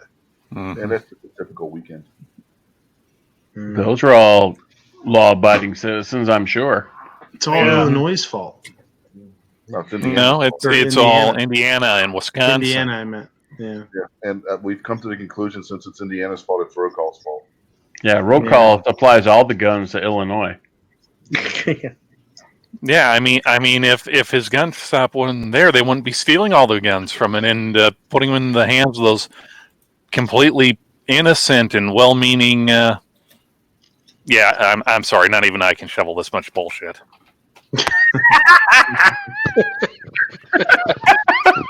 Get abort! Upstanding, law-abiding citizens. Yeah. Yeah, did you see where Canada is now trying to blame the U.S. for their gun problem? Yep. Of course, it's the posh thing to do. I mean, first Mexico claims. No. We it's talked the about Trudeau that last way. week. It's the Trudeau way. Blame everybody else for our problems and hope it goes away. Yeah, we talked about that last week on here. We read that article. Is that before or after he's playing blackface? It's usually It wasn't blackface. It was brown face. It's different. No, it's not. No, it's not. But that's what they were saying right away after it. Was it's not blackface. He wasn't culturally appropriating it. Harumph, I say, harumph. When I was a kid, we did Halloween, and my brother, he was really little. He was like 2 or 3, I think. Maybe he was 4. I don't know. It was when Aladdin came out. He was Aladdin, and I was the genie.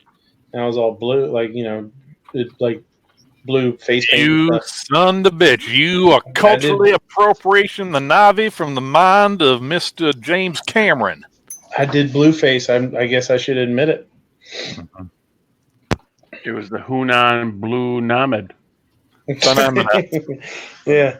I did blue face. It's all. I mean, it's all out there now. So I mean, I'm sure that they're coming for me. Yeah, but The blue galoo. The Blue Man Group is coming for your ass, boy. Yeah. Kiss it goodbye. Have you seen a Blue Man Group? Not in Not years. live. I always thought they were pretty cool, though. Oh, dude, live. It's kind of amazing, you know. Yeah.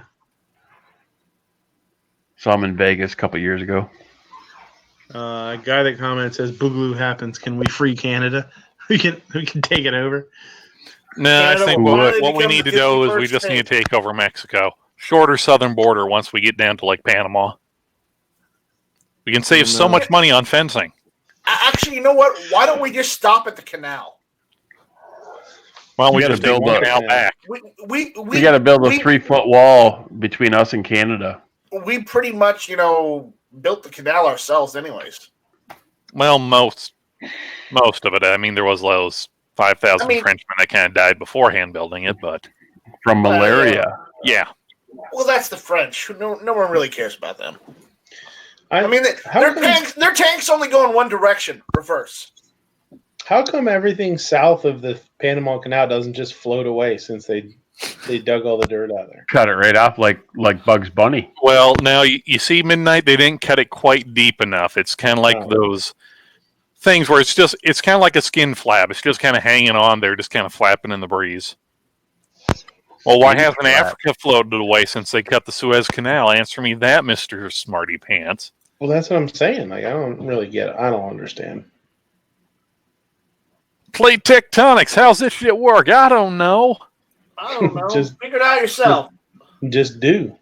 God, imagine if that did do you happen. think I am, the a traffic geologist? jam that would result from a fender bender between Africa and South America. Well, they already kind of fit together, so I think this is actually on the recoil back. They kind of like crunched into each other a long time ago and then just kind of started bouncing back. No, seriously, that's why the part of South America that juts out to the east kind of looks like it fits into the west side of Africa. With Pangea, right? Super. Well, that was when all the continents were kind of the same. Well, here's an even bigger question. How come in World War II, Japan just didn't motor itself on right to the west coast of us if they could float away? Well, they spend all that time in the ocean so we could just send everything down. Hey, Abe, what's that? What's that gold skull above the cream cheese bowl? You mean Robbie? Robbie's hat? Robbie's hat. Yeah, Robbie's hat. The gold one that says Helen Lightning. I don't know. I can't read it. Well, then you should go seek out yourself an elementary school teacher. I'm sure they'll be happy to teach you the ways of English language. Unless, of course, you're not from here, in which case, sit tight. A nice man in an ice cream truck will be by to pick you up shortly. I'm from the fields of Nebraska. No, not really. A likely story. I think Travis P11 would say otherwise. No, that is what the hell's their name? It's a Marauder patch. It's part of the Atomic Robo extended comic universe. Flying She Devils. That's what it is. Yes, which you can actually read for free on their own site since it's an indie comic. I thought it was a cream cheese hat. No, a cream cheese hat would have been smelly and wasteful. I would have said the same thing. Besides, we need something kind of on the top of Robbie's head to help control the whiplash he gets when you put a quarter in his hand and he just starts chomping on it. Well, now it just throws it all over the place. It doesn't go in. Oh, no, it goes in. It doesn't go in. It doesn't go in. It doesn't go in. Well, that sounds like a personal problem. It does. Yes. Wrong hole, too live. Is that a mosquito bite? I swear there's something biting me. No, get off me. There's a mosquito flying around. Hey, Black Cat, what's up? I am pretty close to being wiped out here, so I don't know how much longer we're going to go. That's what she said. Definitely what she said. I'm tired, man. Rough weekend. Friday and Saturday. You got tomorrow off? No. That sucks. Do you get Christmas itself off? Yeah. Yeah, I just have to go to work tomorrow. Yeah, I think I did. I worked. Little man all jazzed up for Christmas? Yeah, he's just getting over his cold, man. He was sick as a dog for not quite a week, but he was sick for a week. Shit. And he just once it gets into your chest and he's coughing and all that stuff, man, it's hard to kick it, you know. But he did. He toughed it out. And he was feeling good enough today that like I said, we went over to Bass Pro Shop a little bit because they have their Winter Wonderland going over with Santa's over there, and they have the games and they have like art projects and stuff. If you got a little one, if you got a kid, especially in like the 6, 7 year old, 5, 6, 7 years old, you're close to a Bass Pro or something. I don't know if Cabela's does it now that Bass Pro Shop owns them, but that's a fun day. They dig it. I just ordered 2 strip lowers from Cabela's. $49 bucks. Yep. How much? 39. 49. Oh, 49. Free shipping. Where were they? Anderson lowers. Oh, okay. Yeah. I won't. No, forget it. I'll be nice. They work. Be nice. They work for me. No, that's not. No, I was gonna say. So I'll add some insult to injury and tell you what I just got mine for, but I won't do that. 74 cents. He just bought a strip. He just Probably bought a complete lower for $25. $1.27. That's all right. 29 each. Yeah. Yeah, I got a guy here who's a FFL. I can order him, and he doesn't charge me, and I feel bad for not giving him any money. He won't take any money. Mm. So Yeah, I did the same thing through my distributor since they had them on sale. I'm waiting for my Punisher Trump lower to get here. Oh yeah, yeah. I do have a snowflake lure. I color filled it for my 300 blackout pistol. That's kind of. I love the snowflake lower. I love the snowflake lower. I saw one from from Spikes, and it was the pineapple one. I can't remember what it is though. Do you remember? Have you ever seen that one? The what? It's a. Let me look it up here. Let me click off me.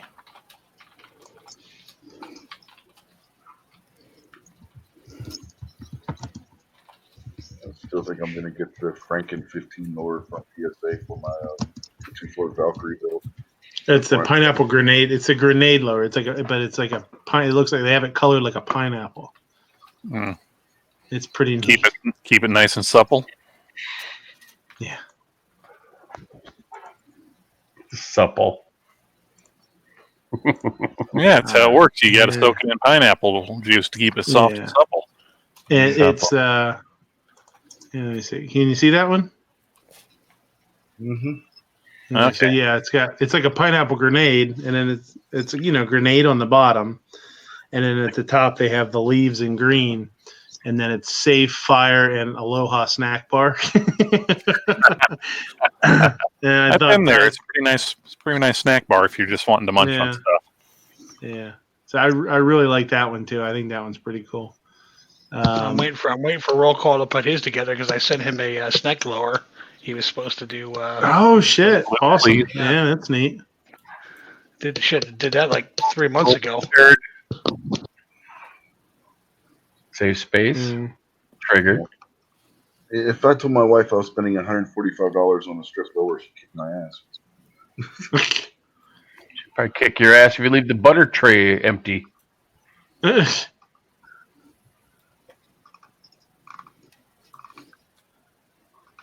Yeah, I don't know. The green and yellow looks pretty cool too, though. With these, they're pretty neat. I told my daughter I'm getting 2 strip lowers, and she's like, "We're building those, right?" Yeah, I'm like, "Yep." So she wants to learn how to build a couple lowers. So yeah, that's awesome. I'm looking forward to it. It's there cool. You go.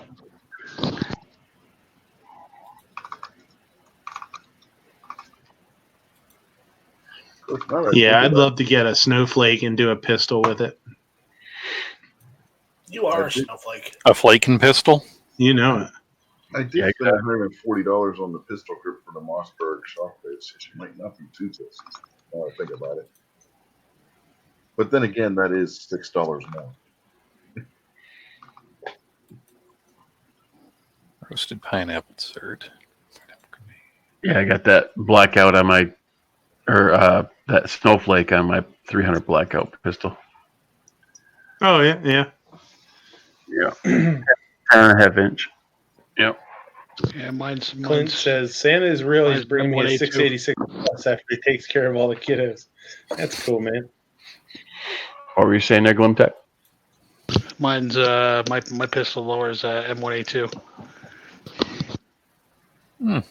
So it's a property U.S. military M1A2. Nice. I'm sorry, M4A2. Shake, shake, shake. Shake, shake, shake. Shake your booty.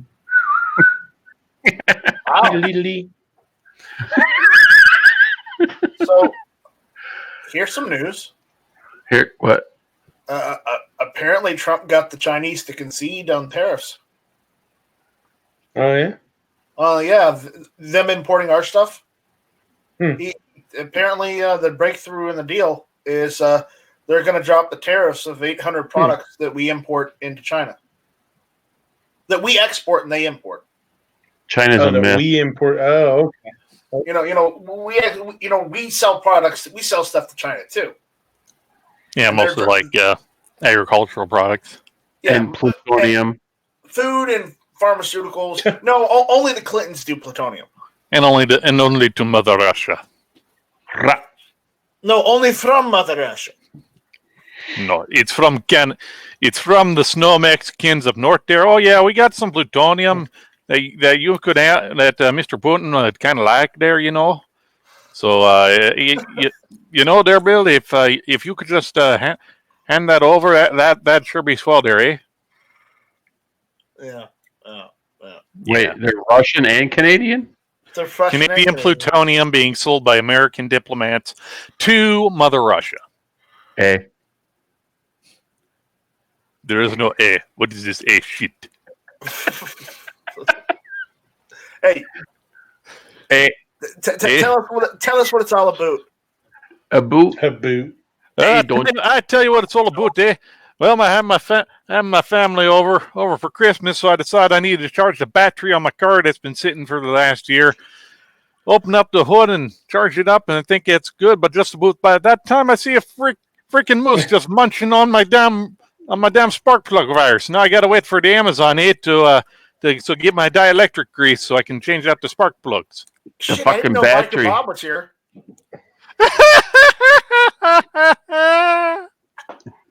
Jesus. No.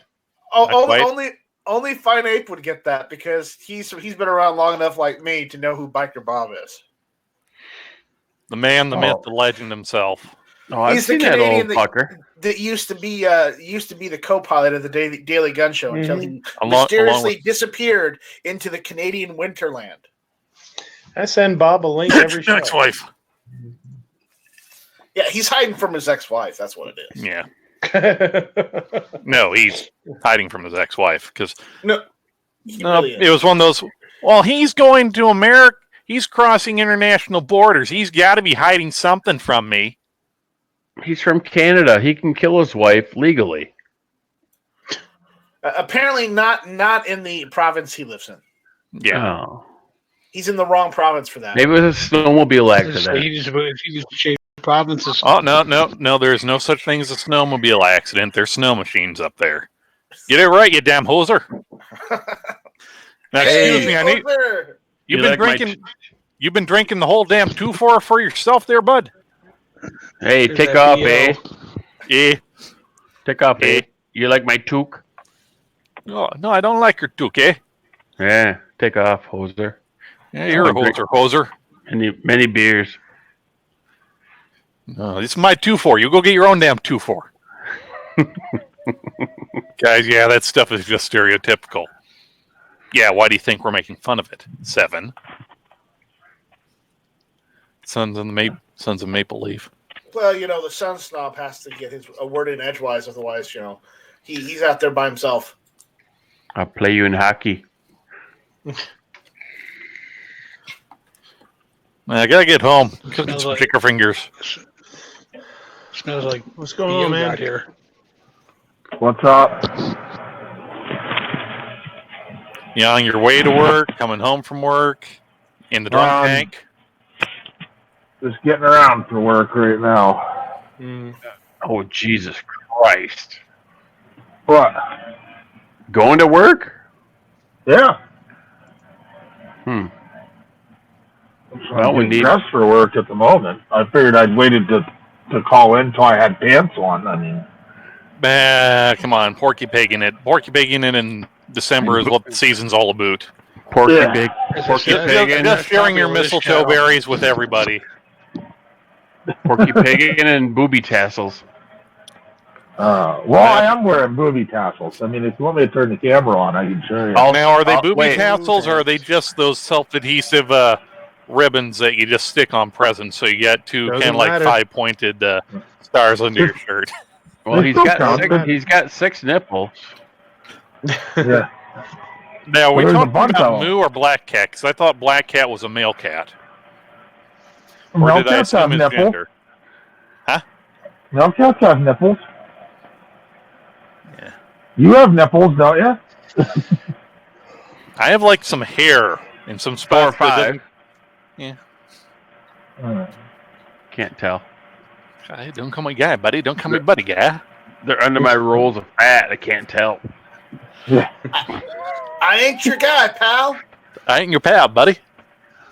Wait, whose show I is ain't your this? buddy, friend. I ain't your friend, pal. I can turn this into a litter box chat, but I'm not your pal, guy. Oh, you better turn it on, litter box chat. Oh no, you're working. That doesn't count. no. It far surpassed Litterbox chat about an hour and a half ago. Oh no, I don't. No, it's been tame. No, The way me and No, my neighbor trust go me, it back and hasn't forth been. Oh, is you how have. Canadians starve in the wild. It goes into an endless loop because they're always sorry. Sorry. We didn't even get through the Sorry? openings, and it was already in the past the dumpster and into the landfill. burning down the fill. And then Oh. north. You've been hijacked, Midnight. Not Yeah. He's nothing. been corked on his own chat. Nothing could be. I'm ready to. You need Rob D. Catnap. You need Rob D in here for a litter box chat to tell you Bigfoot stories. Holy shit, that was some. You know what? That was freaking hilarious, dude. After that, I'm like, I've reconsidered my stance on Bigfoot. Yeah. So what? Your stance now is that he is not the Yankee Marshal in hiding? No. What little bit I remember of that, because it was after a late night, was It's 3, 4 in the morning. Was Travis's wife, I think it was Mia out there, quoting Rob D, because I think it was all shiny and shit or something like that. Yeah, it was all sparkly. Yeah. No, shit was all sparkly and shit. Sparkly shit. Remember, he the chip bag. Where is Outcast? The woods eating Lays. I read that comment and just freaking died. I don't think I can catch my breath after that. He was like dead serious, man. I'd love to have him as my witness. He can send it, man. Four-wheeler and came across something weird at the top of a hill. Yeah. I don't even remember the whole story. Well, I'm scared to go back. Well, that wasn't recorded though, was it? Be afraid. Be very. Oh no, afraid. that was recorded. That's at the very end. You got to go right to the very end to get that. I'm too scared. You can skip the whole talk about the beginning stuff there. And Well, I don't even know what we're talking about. Jumpy Killer's name came up a lot. Let's just put it that way. 10 millimeter. Pull out about 10 millimeter. Sure. No. 10 millimeter. 10 millimeter. Well, brown. it's the 1 centimeter. Yeah. It was the other thing Jumpy was noted for. Being kinkier than a sphincter. Yeah. It was about a sphincter, probably. Yeah. And the proper way to cook it. Watch out for Stinky Sphincter. That was how the show started. And it went downhill from there. Is that possible? Rob wouldn't saw the Bigfoot. Speaking of downhill, I'm going to go get something to drink. I'll be right back. I did not watch the whole replay. I did have to go back and listen to the Rob D. Bigfoot story, though. That was fucking awesome. I'm very reluctant to watch the replay. I still haven't done it. It's got to be a train wreck. Oh, it was. It absolutely was. But Now, Rob D was it will an make entertaining train wreck? I remember. I was sober. I definitely missed the Bigfoot story. I don't know what the hell you're talking about. Oh, that was Jesus at the very end. He was very convincing. Oh yeah, Rob D will make you believe in Bigfoot and shit. I know. I've been seeing him out the corner of my eye. So you're saying you always feel like somebody's watching me? Yeah. Someday I feel I feel like somebody's Somebody watching me. Bigfoot's alive and well in That's friends Arizona. at me. Whoa.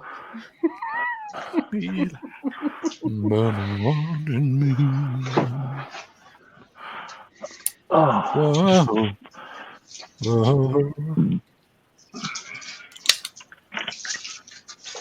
Them alien Bigfoot with their glowing yellow tip bags. Glowing green tip bags. All right, I can't show a gun on air, but you can help me pick it. What should I carry today? Carry your Block 19. On Wayward Son. Shooting Bigfoot. The answer is always 42. Nah. Well, does he have a Glock 42? No, I do not have a Glock 42. he has a 19 though. I do have a Okay, Glock 19. so 19 minus 42. No, what's that? No, you got a Star BM, don't you? I do have a star. Star bowel movement? Like, we didn't need to know. Where that. is my star? Where's my star? Well, you've been carrying your revolver all week. Rob D's Bigfoot. That's true. I have been carrying a revolver all week. Well, do you have anything that has any red or green on it to get in kind of the Festivus spirit? No, Oh, I yeah. don't have anything with red. Green, Oh, I have. I have a OD green star. Well, there you go. Just go grab some food coloring and rub it on one of the grips. No, just shoot somebody, throw some blood on it. Yeah. Nah. I'd say Beretta 92, but Ooh, Beretta 92. I can carry a Beretta 92. I got my Beretta 92 right here. Do I have a G loaded Beretta conversion. mag anywhere? There's a Beretta mag, but it's not loaded. I can fix that though. son of a bitch, that's where my mags went. Son of a bitch. Black Cat got them. All right, Beretta 92 it is. Nice. What I'll kind just of have holster? Oh, now you're gonna make me. You want inside the waistband, outside the waistband? I'll go outside leather. You could go I have old school outside milsurp leather. and just use a Bianchi M12. I don't have one of those. I do have an old U.S. Army tanker holster. You carry an appendix. No, How about prison carry? there is too much of me to carry appendix. Well, if it was you or I, it would be belly button carry. Yeah, Just stick it right in there. I can't draw appendix. I got to move my fucking gut out of the way to get the gun out, so it doesn't work. I could stick a whole 92 in there with 2 extra mags in my belly button. 7 minutes. Uh-oh. What? What? Oh, Do karaoke? Do not. Oh, we gotta wait. We gotta wait for a half an hour to sing karaoke. Yeah. It's not the point of karaoke without it being bad. Karaoke is not about hitting the notes or even knowing the words. It's about being energetic and loud. I'm not trying to be the next American Idol.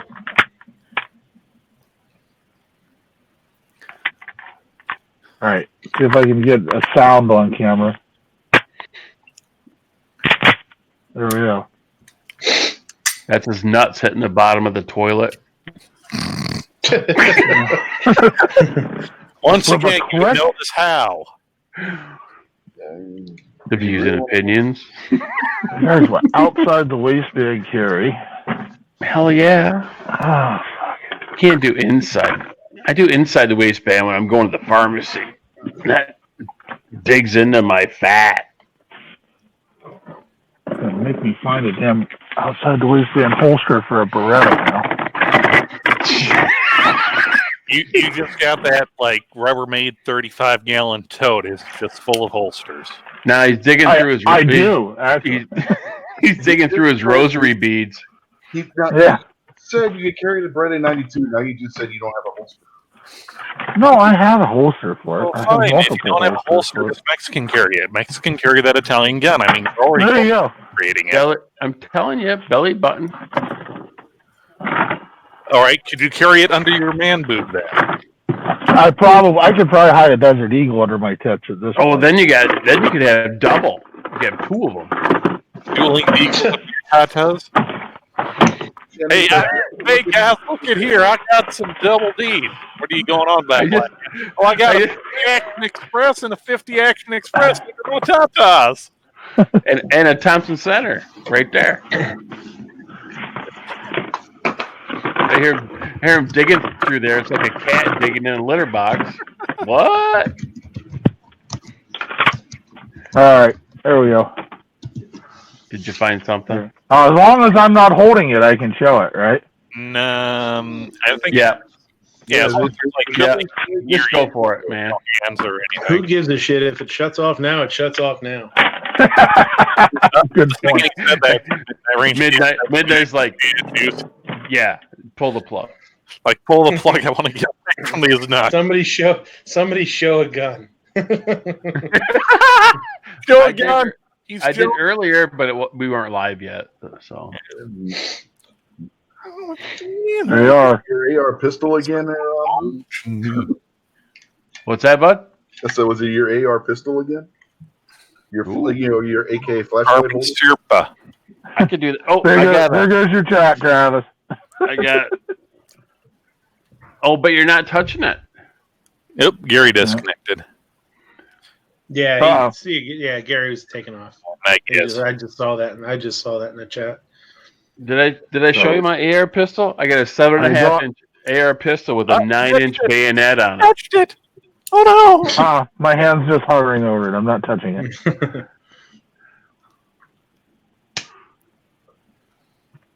Boom, No. boom, boom, boom. So we have to use the Serpa. It's the only outside the waistband holster I can find. The moment for a Beretta 92. Wait, You're going to Grubner yourself. Did I just see a gun there? No. Live? You might get canned. No. No, there was just an oddly shaped background object. I'm gonna flag it because you got that Sherpa holster. Sherpa? Why do you need a holster? Sherpa? Your Sherpa should be riding on his Paca. You know, you gotta hit that button and bring it up so it's not locked in. Technically, I'm not handling it. Holding it up with a pen. Don't touch it! Don't touch it! God damn! I'm not here. Why does this sound like a date from Seven Wonders? Who knows? Don't touch it. Oh, touch this? I heard it. You heard what? Oh! Wait. I'll clear mine. Oh shit! Where'd my bullet go? Oh, found it. What are you out of breath? No, honey, I was just lighting up a cigarette. Yeah, who smokes cigarettes? Just sitting there not being loved. That's right. For the low payment of $29.95, you too can feel superior and send a gun home. Please remember to send all hate mail and all flagging events to shootingleft-of-center at gmail.com. Attention flagging department.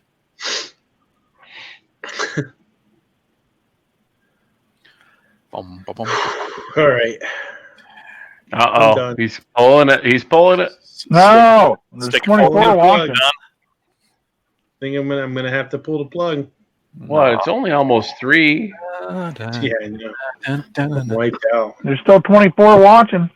Yeah. Shut up. Uh-oh. Shut up. I hear that was Night Strike. I knew it. And 23 of those are Gizzard Gary's alternate accounts. Hunans. Forgot to Yeah. log in. Muhammad, what a wonderful guy. Muhammad. What a wonderful. Always helping out the Hank Strange, leaving me wonder why. Couldn't make it without you. I'm so excited. And I just can't hide. I just can't hide it. And I know he wants to. I know. Muhammad. I'm about to lose. Can't believe they missed it. What? Oh, Don't Honda? No. Well, Honda got shut off, right? Yeah, Honda got shut off. And the fact that you didn't get shut off, that is a miracle in itself because they shut Honda down hard. Well, also Honda labeled his thing as nah. I'm going to touch a live gun on live or something. And Yankee did a desk pop, but his fucking potato cam so bad you couldn't tell it was a gun anyway. and he was showing it off tonight. He goes, "Oh, you mean like this? Like this?" Yeah. He was showing it. Yeah. Potato internet. Yeah, you can't tell it's a goddamn. It could have been a remote control to a TV. It could have been, It's his network. it could have been his wallet. You can't tell it's a damn gun. Could have been It a was wallet. It could have been a It pry was bar. his button to his garage door opener. He's like 357 mag. Couldn't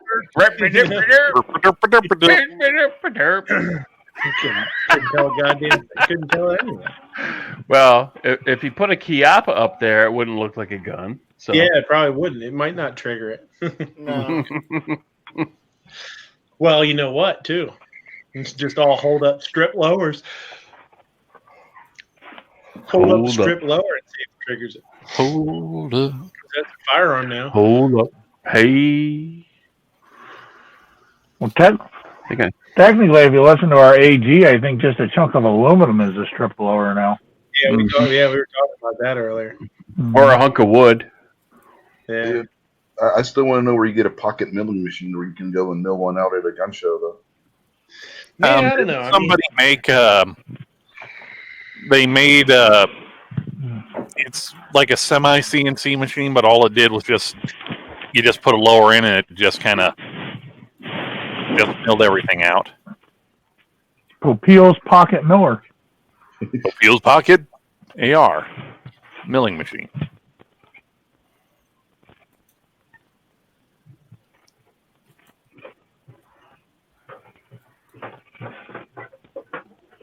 So Wife's things.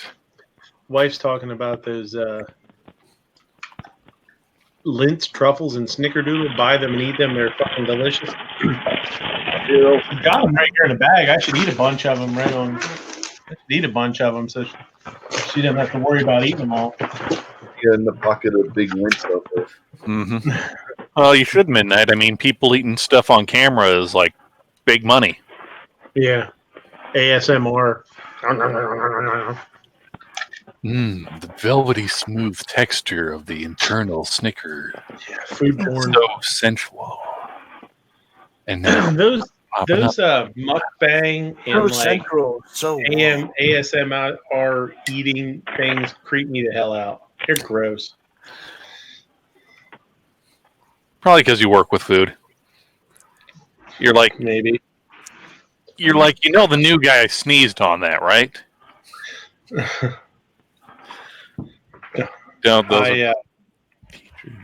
I teach people things. I teach people shit all the time. Like, don't go to Waffle House in I-973. True. Yeah, especially when he's working. Or the was behind it when he's not working. Yeah, it's true. There was one that came up back, like when I first heard about that people do that, like they do videos of them eating, and it's like all, you can hear everything and whatnot. And I was like, that's so weird. And then I looked up a video and clicked on it, and it was this lady eating shrimp. like peel and eat shrimp, and she had like really long nails too, like creepy long nails, and it was so gross. Like claw your eyes out long? It was super like probably like God, X23 long nails. Yeah, like 3-inch nails, yeah. And she was just like slurping on the shrimp and shit. It was so fucking gross, man. It really was like gnarly. Well, how weird parts of the internet are you hanging out on? No, this is it wasn't YouTube. even like that's not even that. I mean, here's the thing. Well, grosses me out. Matt's put up on there before of women doing moaning sounds, ASMR. Now that I can somewhat understand, but the other stuff for it makes me feel tingly or something because you're smacking your lips and talking real soft like this. Oh yeah. Yeah, this chick was like eating shrimp, and I was like, ugh. All right. Well, on that note, I'm going to bed. Good night. And on that note, Night Strike has to leave to go to the restroom for a few minutes. Oh yeah, he's thinking about slurping shrimp. No, he's going to bed. He said, I'll be right back in 30 strokes. I mean, 30 seconds. 30 seconds. Yeah. Wait. Night Strike has a pool in its bathroom? All I have to say, Midnight is, as your mother said, different strokes for different folks. He's got 24 clean socks waiting to happen. Wow. Why do you think his glasses are so thick? That old wives' tale is true. You guys are Night Strike disgusting. doesn't wear glasses usually. Actually, I wear glasses all the damn time. Yeah. Yeah. Gotta have the eye protection.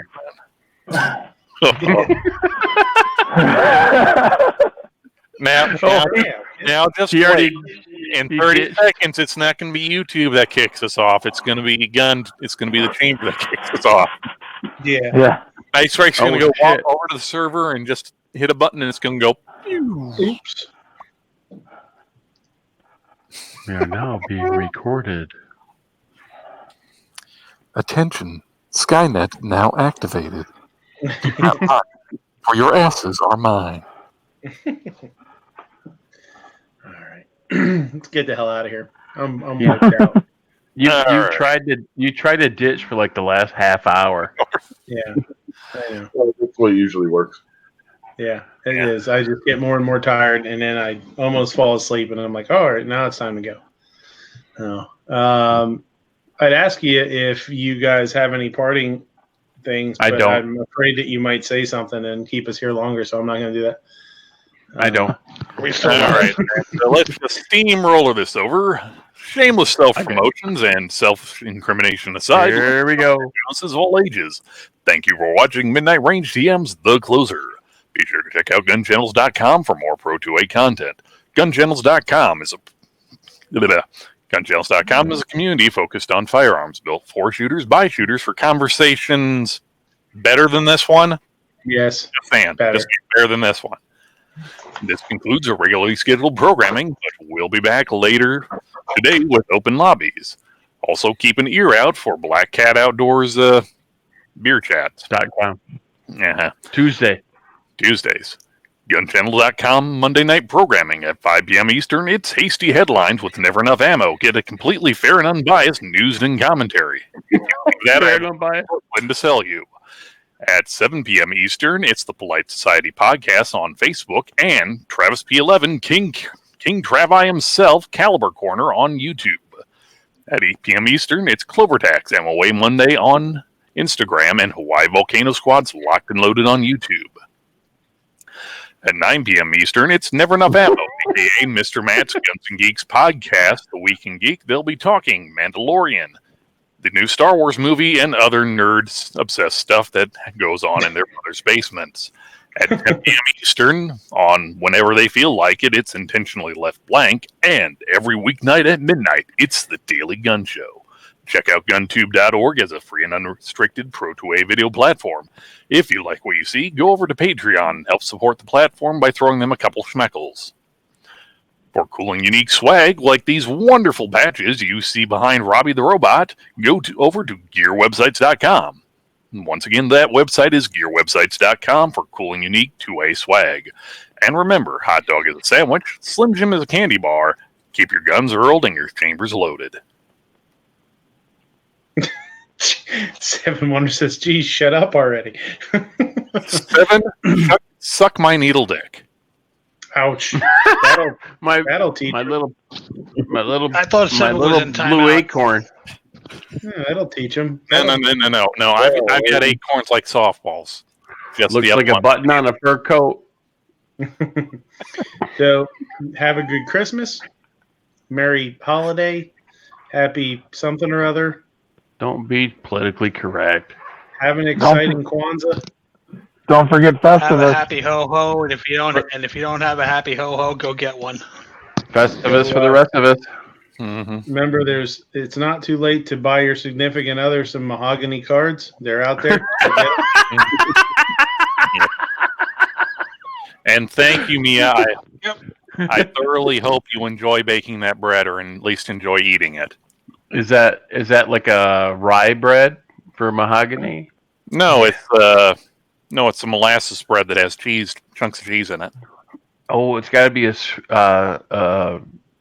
marble rye because it's her and Midnight.